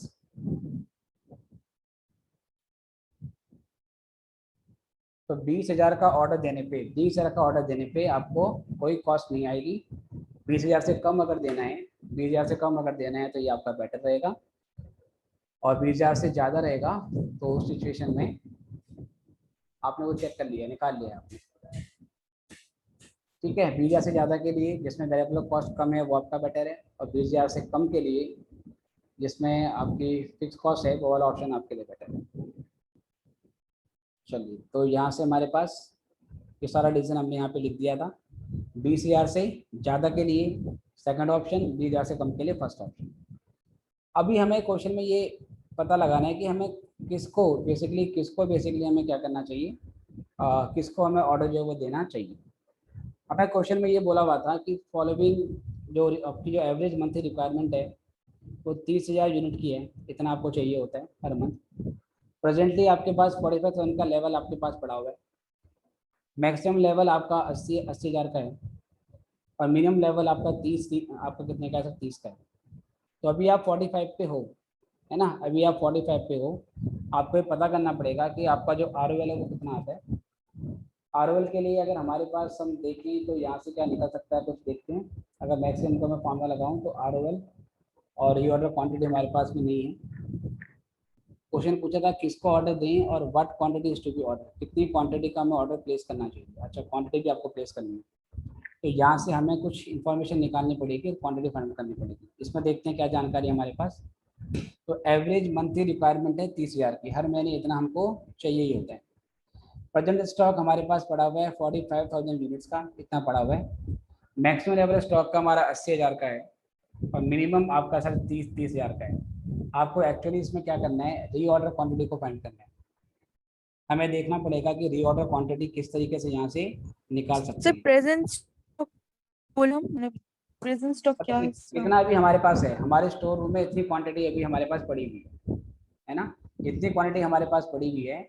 Maximum हमारा 80,000 का है और मिनिमम हमारे पास 30,000 लेवल का है, और हमें ये पता लगाना है कि रीऑर्डर क्वांटिटी कितनी है। तो ROQ आपको यहाँ पे निकालना पड़ेगा। तो ROQ कैसे निकालते हैं, इसके लिए क्या क्या चीज़ें हमारे पास है वो हम देखते हैं।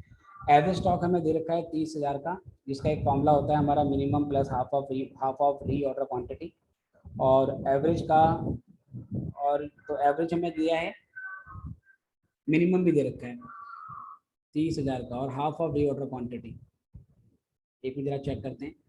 अगर एवरेज को मैं 30,000 लेके चलूँ और इक्वल में हम यहाँ से रखते हैं minimum plus half of reorder quantity, तो मिनिमम तो मेरा 30 ही दे रखा है, फिर वो तो 0 हो जाएगा। प्रेजेंट स्टॉक मेरे पास 50,000 का पड़ा हुआ है, मैक्सिमम 80,000 का है। एवरेज का एक और फॉर्मूला होता है मिनिमम प्लस मैक्सिमम बाय 2। अगर वहाँ से निकालें तो 80 और 30 हो जाएगा 110, उसका आधा हो जाएगा 55। 55,000 का वहाँ से हम ले लेंगे, ठीक है। और 55,000 का लेने के बाद फिर वहाँ से अगर हम करें तो 55 मिनिमम लेवल हो गया आपका 30, ये हो गया आपका 25 और इंटू 5। हाँ बेटा देखो ये ऐसे होगा, कराता हूँ आपको। सबसे पहले हम यहाँ पर average stock level find out करेंगे। हमें ये भी पता लगाना है कि कौन से कितनी क्वांटिटी हमें ऑर्डर प्लेस करनी चाहिए। तो calculation of quantity to be ordered, चलिए तो पहले हम निकालेंगे एवरेज स्टॉक लेवल। इसका फॉर्मूला लगाएंगे minimum stock level plus maximum stock level by 2, ठीक है। Minimum stock level maximum stock level by 2। तो मिनिमम हमें 30,000 दे रखा है क्वेश्चन में स्टॉक लेवल, मैक्सिमम में 80,000 दे रखा है, डिवाइड बाय 2 कर देंगे तो ये 1,10,000 बाय 2, तो कितना आएगा सॉल्व करके 55,000 यूनिट्स, ठीक है। ये हमारा एवरेज आ गया।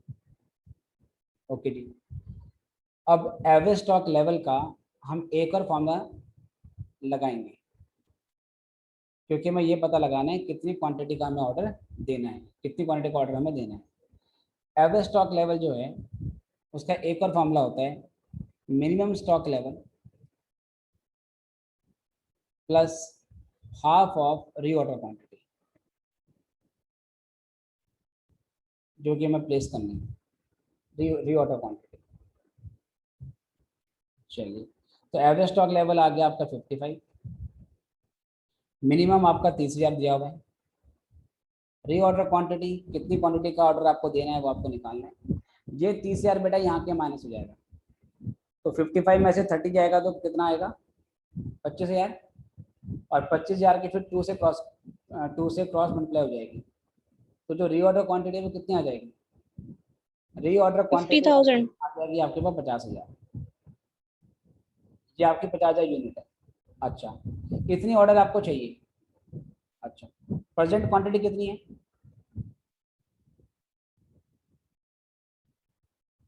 45,000 यूनिट्स। जो आप पूछ देखिए इसका क्या यूज होगा। 50,000 की रीऑर्डर क्वांटिटी है, 45,000 हमारे पास पहले से ही पड़ा हुआ है।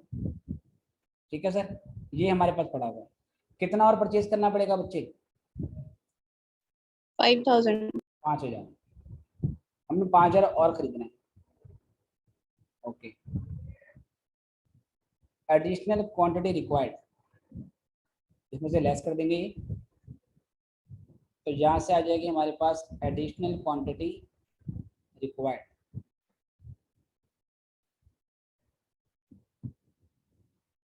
पाँच यूनिट। तो एक्चुअली में हमें अभी 5,000 क्वांटिटी और खरीदनी है।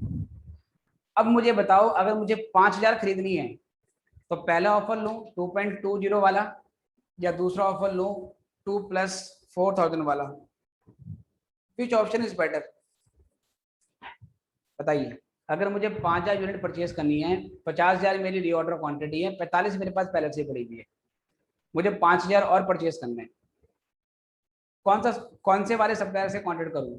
2.20 वाले से, या 2 + 2 रुपये पर यूनिट, 2 रुपये पर यूनिट और 4,000 वाले से?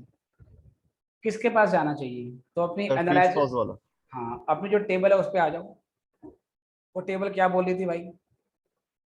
ये टेबल आपको कह रही थी मेरे बच्चों कि अगर 20,000 से ज़्यादा खरीदोगे तो ऐसे करना, कम खरीदोगे तो ऐसे करना। तो बेटा अभी कौन सा लेंगे? 20,000 से कम वाला, 2.20। 2.20 पर यूनिट वाला। ठीक है, तो यहाँ से लिखोगे, यहाँ से लिखोगे ends supplier offering material at the rate of rupees 2.20 per unit should be contacted here because required quantity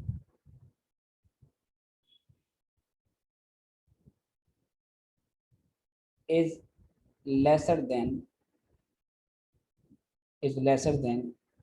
20,000 units। ठीक है बेटे, इसको नोट करेंगे। कोई क्वेरी है तो यू कैन आस्क। सर वो जो है 2.2 रुपीज 2.2 पर यूनिट, हाँ। देन उसके बाद सर क्या हाँ। लिखे है? ये लिखा है should be contacted, rupees 2.20 per unit should be contacted here, should be contacted here because required quantity rupees 2.20 per unit should be contacted here because required quantity is lesser than 20,000 units। ठीक है बेटे?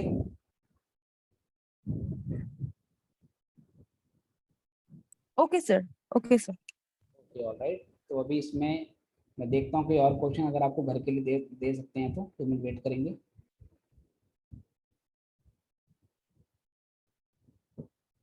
इस पे हमने करा ये question number 7 किया था।